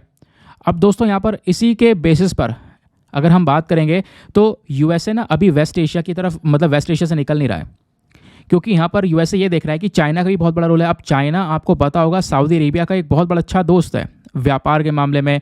बहुत सारे जो कच्चा तेल है चाइना वो यहाँ पर इन्हीं अरब कंट्री से परचेज करता है, इवन बहुत सारा इन्वेस्टमेंट भी कर रखा है। अब यहाँ पर कोशिश यह है अमेरिका की कि चाइना को यहाँ पर भी हमें थमा दिया जाए, रोक दिया जाए। और कैसे रोकेंगे? अब यहाँ पर इंडिया को भी अपने साथ में लेंगे, और इंडिया को साथ में लेने के बाद में पिछले साल एक ग्रुप बनाया गया I2U2, पिछले साल या उससे पिछले साल बनाया गया था। I2U2 के बारे में आपको पता होगा। I2U2 के अंदर में बेसिकली इजराइल, इंडिया, यूएस और यूएई को ऐड किया गया। ये आप देख पाओगे, ये है I2U2 कंट्रीज़। ये हो गया इंडिया, ये हो गया यहाँ पर यूएई, ये हो गया यहाँ पर इजराइल, और ये हो गया यूएस। अब यूएस ने क्या किया, एक ग्रुप ऐसा बना दिया, क्योंकि यूएस चाहता है कि ये जो पोर्शन है मेरे हाथ से ये ना छूटे। यहाँ पे तो उसका कंट्रोल है, इधर भी उसका कंट्रोल है पूरा यूरोप में, ये वाला हिस्सा ना छूटे, इसलिए यहाँ पर इंडिया को भी इसमें शामिल कर लिया गया। ठीक है, अब क्या हुआ, यहाँ तक अमेरिका पहुँच चुका है। समझ गए? अब इसी के माध्यम से, इंडिया के माध्यम से वो यहाँ तक रीच करने की कोशिश करेगा, और ये अपने प्लान में सक्सेसफुल हो भी रहा है। लेकिन क्या हुआ कि जो इंडिया का प्रेजेंस है यहाँ पर, आप देखोगे जो इंडिया का प्रेजेंस है अब्राहम अकॉर्ड के मामले में वो भी है। यानी कहने का मतलब यह है कि इंडिया को इस ग्रुप में शामिल करना अमेरिका के लिए आसान था। और दूसरी चीज़, यहाँ पर I2U2 ग्रुप से अमेरिका को भी फ़ायदा होगा, क्योंकि भारत के जो रिलेशन, जो संबंध है इसराइल के साथ में ऑलरेडी अच्छे हैं। ऐसा नहीं हमारे इसराइल के साथ संबंध खराब है, तो अमेरिका को यहाँ पर कुछ करने की ज़रूरत नहीं है। इसने वही कंट्रीज ऐड करी, इसराइल को इसमें रखा और यूएई को ऐड रखा। अब यूएई इसराइल के संबंध अच्छे हो चुके हैं, यूएई यहाँ पर इसराइल को एक देश मानता है, इंडिया भी यहाँ पर इसराइल के साथ संबंध अच्छे, तो इन तीनों को साथ में जुटा दिया इसने इस पर्टिकुलर रीजन के अंदर में। तो अपना डोमिनेंस किस तरीके से बना रहा है वेस्ट एशिया में, ये आपने देखा। अब यहीं पर ना एक और कॉरिडोर का एक डिस्कशन किया गया, IMEC कॉरिडोर। IMEC कॉरिडोर मैं आपको बता चुका हूँ कि भाई वो सीधा इंडिया, मिडिल ईस्ट और साथ ही साथ में इधर यूरोप को कनेक्ट करेगा। इस तरीके से वो कॉरिडोर जाएगा, अभी जो हमने थोड़ी देर पहले यहाँ पर डिस्कस किया था। ठीक है, अब इस कॉरिडोर के माध्यम से कुछ और कंट्रीज़ भी रास्ते में आ जाएंगी। फॉर एग्जांपल यहाँ पर जॉर्डन वगैरह आ गया, यहाँ पे जॉर्डन है, कुछ और छोटी छोटी कंट्रीज़ है, वो भी हमारे साथ में आ जाएंगी इस कॉरिडोर के अंदर में। और ये जो प्रोजेक्ट है जैसे स्टार्ट हो जाएगा, ये प्रोजेक्ट कहीं ना कहीं चाइना की वैल्यू को कम कर देगा, और ये हो रहा है। चाइना की वैल्यू कम हो जाएगी, चाइना का जो बेल्ट एंड रोड इनिशिएटिव है, चाइना का जो अग्रेशन है ओवरऑल पर्टिकुलर रीजन्स के अंदर में, वो कम हो जाएगा। क्योंकि ओवरऑल एट द लास्ट अगर आपको देखना है तो जो अमेरिका है वो चाइना को ही काउंटर करना चाहता है। चाइना और साथ ही साथ में यूएस दोनों के बीच में सुपर पावर की लड़ाई हो रही है कि सुपर पावर कौन बनेगा। तो यहाँ पर जो यूएस है वो चाहता है कि हम यहाँ पर कंट्रोल करें इन सब चीज़ों को, हम ऐसे किसी भी देश को ऐसे आगे नहीं निकलने देना चाहते। और मैं आपको बता दूं, ये अमेरिका इतना ज़्यादा फोकस इस रीजन में इसलिए करने लगा है क्योंकि पिछले कुछ समय पर इसका प्रेजेंस यहाँ पे कम हो गया था, और प्रेजेंस कम होते ही यहाँ पर चाइना ने अपना प्रेजेंस बढ़ा दिया। क्योंकि जिस भी रीजन में भाई कोई भी रीजन अगर खाली छूटा है इन दोनों के हाथ से, तो कहीं ना कहीं एक दूसरे के पीछे वो मतलब कोई ना कोई कंट्री वहाँ पे पहुँच जाएगा। और ऐसा हुआ, चाइना जो कि 70% अपने तेल की रिक्वायरमेंट मंगा कर पूरी करता है, चाइना ने वेस्ट एशिया के ऊपर अपना फोकस बढ़ा दिया था जब अमेरिका ने यहाँ पर थोड़ा फोकस कम किया। नाउ इसकी वजह से चाइना के व्यापार संबंध अरब नेशंस के साथ में बढ़ गए। अब यूएस नहीं चाहता कि भाई ये कंट्रीज उधर आ जाएं, चाइना यहाँ पर डोमिनेंस बनाए, अमेरिका चाहता है मेरा डोमिनेंस इसमें होना चाहिए। यही बेसिकली जियोपॉलिटिक्स खेल है, यही यहाँ पर इंटरनेशनल लेवल पर लड़ाई हो रही है, समझ गए। तो उसके बाद में क्या हुआ, अब धीरे धीरे यूएसए ने इनके साथ में रिलेशंस को मेंटेन करना शुरू किया वापस से, और चाइना के बेल्ट एंड रोड इनिशिएटिव को सीधा सीधा यहाँ पर एक मुंह की टक्कर दे दी है इस आईमेक कॉरिडोर ने। क्योंकि इटली नाम का जो कंट्री है, मैं फिर से बोल रहा हूँ, इटली जो देश है वो बीआरआई इस बेल्ट एंड रोड इनिशिएटिव से बाहर आ चुका है। उन्होंने बोला कि अब हमें ज़रूरत नहीं है बेल्ट एंड रोड इनिशिएटिव की, तो समझ गए कि बीआरआई की जो पावर है, जो वैल्यू उसकी, वो काफ़ी ज़्यादा कम होती हुई नज़र आ रही है। यानी जो वेस्ट एशिया नए वेस्ट एशिया में तब्दील हो रहा है, नए वेस्ट एशिया में इसलिए तब्दील हो रहा है क्योंकि ये जो आपस में दुश्मन थे ये सारे के सारे, ईरान, सऊदी अरेबिया, इजराइल, ये बहुत कट्टर दुश्मन है, सब एक साथ आते चले जा रहे हैं। रीज़न यह है क्योंकि ईरान और सऊदी अरेबिया में भी जो रिलेशन है वो मेंटेन हो चुके हैं। इन दोनों के जो संबंध खराब थे वो कह सकते हो कि चाइना ने बनवा दिए दोनों के संबंध, तो वो भी मेंटेन हो चुके हैं। तो यहाँ पर ये जो पूरा का पूरा ग्रुप है वो स्ट्रांग हो चुका है, एकजुट हो रहे हैं धीरे धीरे। तो अगर यहाँ पर चाइना अब इस ग्रुप में पैर पसार ले, इस पूरे रीजन में यहाँ पर अपना कंट्रोल बना ले, तो उसका एक बहुत बड़ा दबदबा रहेगा पूरे वर्ल्ड के मिडिल वाले रीजन में, क्या कह सकते हो, जो हमारा मिडिल ईस्ट वाला पोर्शन है उस वाले रीजन में। ये बात आपको क्लियर हो गई। तो क्वेश्चन यहाँ पर यह है, इसमें इंडिया के लिए क्या अपॉर्चुनिटी है। इंडिया के लिए अगर आप देखोगे तो ये जो यूएस और चाइना के बीच में कंपटीशन चल रहा है वेस्ट एशिया में, ये भारत के लिए एक नया रास्ता खोल देता है। कैसे, मैं आपको दिखाता हूँ। यूएस ने यहाँ पर इंडिया को देखा कि भाई इंडिया एक बहुत बड़ा साइज़ का देश है, उसकी इकॉनमी बहुत ज़्यादा बड़ी है, ठीक है। अब इकॉनमी बहुत ज़्यादा बड़ी है, बहुत बड़ा देश है, तो एक इंपॉर्टेंट पार्टनर बन सकता है वेस्ट एशिया की जियोपॉलिटिक्स को शेप करने के लिए। तो इंडिया को यहाँ पर वेलकम करना चाहिए। और इंडिया देखो, क्योंकि यूएस अब पूरी तरह से इंडिया को इनवाइट कर रहा है इस पूरे रीजन में, तो भारत को आना चाहिए, पहली बात तो यह है। लेकिन हमें ये राइटर ये बोलते हैं कि हमें ये ध्यान रखना होगा कि हमें किसी की तरफ भी झुकाव नहीं दिखाना है अपना। भाई सही है, यहाँ पर ये कंट्रीज़ हमारी हेल्प कर रही हैं, हमें यहाँ पर इस पर्टिकुलर रीजन में एक इंपॉर्टेंस दे रही हैं, लेकिन ध्यान रखना हमें बिल्कुल झुकाव नहीं दिखाना है, क्योंकि इस दुनिया में सब अपने मतलब से हैं। यूएस अगर कुछ कर रहा है, भारत को सपोर्ट कर रहा है इस कॉरिडोर प्रोजेक्ट के अंदर में, तो उसका तो कोई इंटरेस्ट होगा। भाई फालतू में बिना पैसे के कोई काम नहीं हो रहा है आजकल, या बिना किसी इंटरेस्ट के अपना कुछ का इंटरेस्ट नहीं होगा तो कुछ नहीं होगा उसमें। तो यहाँ पर क्या है कि भारत को ये बात ध्यान में रख के ऐसा ना हो कि हम सबको जोड़ लें और इधर रशिया को भूल जाएं। इंडिया को रशिया के साथ में रिलेशंस मेंटेन करना है दोस्तों। अगर हम यूएस की साइड से ज़्यादा झुकाव में आ गए, यूएस से हमने रिलेशंस अपने मेंटेन कर लिए बहुत ज़्यादा, तो यहाँ पर क्या होगा, रशिया के साथ संबंध खराब हो जाएंगे। और आज के समय पर यूएस जितना हमारे लिए इंपॉर्टेंट है, उससे कई गुना ज़्यादा रशिया इंपॉर्टेंट है। रशिया से हम डिस्काउंटेड तेल खरीद रहे हैं, डिफेंस हमने बहुत सारे जो पैक्ट्स हैं वो साइन कर रखे हैं, बहुत सारी चीज़ें यहाँ पर रशिया के साथ में हो रही हैं हमारी, तो रिलेशंस यहाँ पे मेंटेन है, ठीक है। ये बात आपको क्लियर हो गई। तो राइटर ये बोलते हैं कि ठीक है, आप ये कनेक्टिविटी बना रहे हो यहाँ पर, ठीक है, वरना आपके पास में एक दूसरा रास्ता भी है चाबार कॉरिडोर से, और ऑलरेडी आपके पास में ये वाला रास्ता, आप यहाँ से भी यूरोप में जा सकते हो। लेकिन अगर आपको ऊपर रशिया में जाना है ना, तो उसके लिए एक ही कॉरिडोर है, वो है INSTC, international north south transport corridor. ये कॉरिडोर कैसे जाता है, इंडिया से, खासकर मुंबई से हमारा चाबार पोर्ट जाएगा, चाबार पोर्ट से ईरान से ऊपर जाएगा, ऊपर कैस्पियन सी से गुजरकर इधर रशिया के मॉस्को और सेंट पीटर्सबर्ग तक पहुंच जाएगा। ये रास्ता है कॉरिडोर ये पूरा। और ये कॉरिडोर कब काम करेगा, जब इंडिया रशिया के रिलेशंस मेंटेन रहेंगे। तो राइटर ने यही बोला कि ठीक है, आप झुकाव दिखा रहे हो, लेकिन ऐसा ना हो कि हम सबको साथ में इधर से ले लें और ऊपर रशिया को भूल जाएं। हमें यहाँ पर एक मिडिल में होकर गेम खेलना पड़ेगा, मिडिल में होकर अपना रोल को हमें लेकर चलना पड़ेगा। तो भारत को अगर इस पूरे जियोपॉलिटिक्स में एक इम्पॉर्टेंट कंट्री बनकर निकल कर आना है, तो हमें बैलेंस बनाना सीखना होगा। वो बैलेंस तभी बनेगा जब यहाँ से भी रिलेशंस मेंटेन हो, वहाँ से भी रिलेशंस मेंटेन हो, जो कि इंडिया आज के समय पर कर रहा है दोस्तों। समझ गए। तो ये है राइटर के कुछ important point of views regarding West Asia. I hope आपको मज़ेदार तरीके से ये पूरा का पूरा जो एडिटोरियल है वो क्लियर हो चुका है। बहुत सारे मैप्स का यूज़ किया है, पूरा एक्सप्लेनेशन मैंने आपको दे दिया। आप एक एक पॉइंट पढ़ोगे तो आपको मज़ा आ जाएगा, सब कुछ बढ़िया तरीके से समझ में आ जाएगा।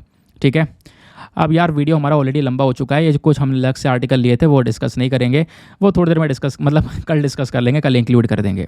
लास्ट में एक और आर्टिकल हमने लिया था, ये भी यार कवर नहीं करेंगे वरना बहुत देर हो जाएगी। ठीक है, मैं आपको डायरेक्टली मेंस का क्वेश्चन दे देता हूँ। आज का जो मेंस का क्वेश्चन है वो यूपीएससी ने 2014 में पूछा था। क्वेश्चन क्या था? Can over use and free availability of antibiotics without doctors prescription be contributor to the emergency of drug resistant disease in India. क्या जो हम एंटीबायोटिक्स का यूज़ करते हैं, आपको मैंने एंटी माइक्रोबियल डिजीज़ के बारे में पढ़ाया नहीं पढ़ाया है, कई बार पढ़ाया है, तो उसके बेसिस पे आपसे क्वेश्चन पूछा गया है। जब हम लोग एंटीबायोटिक्स का एक बहुत हद से ज़्यादा यूज़ कर देते हैं या एंटीबायोटिक्स फ्री में अवेलेबल होने लगते हैं, हम बिना किसी डॉक्टर से पूछताछ करे उसका यूज़ कर रहे होते हैं, तो कहीं ना कहीं उससे बहुत सारी बीमारियां पैदा होती हैं और वो बहुत सारी बीमारियों में योगदान देता है। इसमें आप क्या सोचते हो, आपने ये बताना है। ठीक है, तो इसको लेकर एक डिस्कशन करना। 2014 का ये प्रीवियस ईयर का क्वेश्चन है। 250 शब्दों में आंसर लिखना और आंसर लिखने के बाद में कहाँ पे सबमिट करना है, टेलीग्राम पर जाना, वहाँ पे जाके सर्च बॉक्स में लिखना Deepak Yadav education mains group. आपको फुल फॉर्म लिखना है, मेरा टेलीग्राम चैनल मिलेगा जहाँ पर 70,000 से ज़्यादा लोग ऑलरेडी जुड़ चुके हैं। आप भी जुड़कर वहाँ पे अपने आंसर्स को लिखकर सबमिट कर सकते हो। अपने आंसर को लिखकर जब आप सबमिट करोगे तो साथ ही साथ में एक छोटा सा काम और करना है। एटलीस्ट सभी लोगों को 2-2 आंसर्स रिव्यू करने हैं। जब आप सभी लोग 2-2 आंसर्स को रिव्यू करोगे तो बहुत सारे फ़ायदे होंगे आपको भी और सामने वाले को भी। ठीक है, आपको कुछ इंपॉर्टेंट पॉइंट्स मिलेंगे जो आप अपने नोट्स में इंक्लूड कर पाओगे। सामने वाले के आंसर में अगर कोई मिस्टेक होती है तो आप उनको बता सकोगे कि यहाँ पर इंप्रूवमेंट की आवश्यकता है। तो दोस्तों वैसे ही anti microbial use in animals को लेकर एक डाउन टू अर्थ का आर्टिकल था, इंपॉर्टेंट आर्टिकल था, क्योंकि यूपीएससी ने इससे संबंधित प्रीलिम्स और मेंस दोनों में सवाल पूछे हुए हैं। मैं ये डिस्कस करता लेकिन मैं बाद में डिस्कस करूँगा, काफ़ी लंबा चौड़ा आर्टिकल है और ज़्यादा वीडियो लंबा हो जाएगा, इस वजह से यहाँ पर हम थोड़ा सा बाद में इसका डिस्कशन करेंगे। फिलहाल मैंने आपको क्वेश्चन दे दिया है, इस क्वेश्चन को आप लोग अपने हिसाब से लिख सकते हो। बाकी हम लोग आते हैं अपने प्रीलिम्स वाले क्वेश्चन की तरफ। क्वेश्चन ये था यूपीएससी का 2017 का, what was the exact constitutional status of India on 26 जनवरी 1950। भारत का कॉन्स्टिट्यूशनल स्टेटस 26 जनवरी 1950 में क्या था, ये आपने बताना है। तो इसका सही उत्तर है option number B, a sovereign democratic republic. तो इंडिया उस समय पर एक सॉवरेन डेमोक्रेटिक रिपब्लिक हुआ करता था, क्योंकि जो कॉन्स्टिट्यूएंट असेंबली है इन्होंने 26 नवंबर 1949 को हमारा जो संविधान है इसको अडॉप्ट किया, इसको इनेक्ट किया। तो जो कॉन्स्टिट्यूशनल स्टेटस था 26 जनवरी 1950 को वो सॉवरेन डेमोक्रेटिक रिपब्लिक था, क्योंकि जो सेकुलर और सोशलिस्ट वर्ड है ये तो बाद में ऐड करे गए, है ना। सेकुलर वर्ड और सोशलिस्ट वर्ड ये सब तो भाई बाद में ऐड करे गए, तो उससे पहले यहाँ पर केवल सॉवरेन डेमोक्रेटिक रिपब्लिक हुआ करता था। आई होप आपको यहाँ पर ये जो बात है ये अच्छे से क्लियर हो चुकी है ना। इसी के साथ में करते हैं हम लोग अपने लेक्चर को समाप्त और मिलते हैं आप लोगों से अगले वीडियो में। आज के लिए bye bye, have a nice day, thank you and जय हिंद।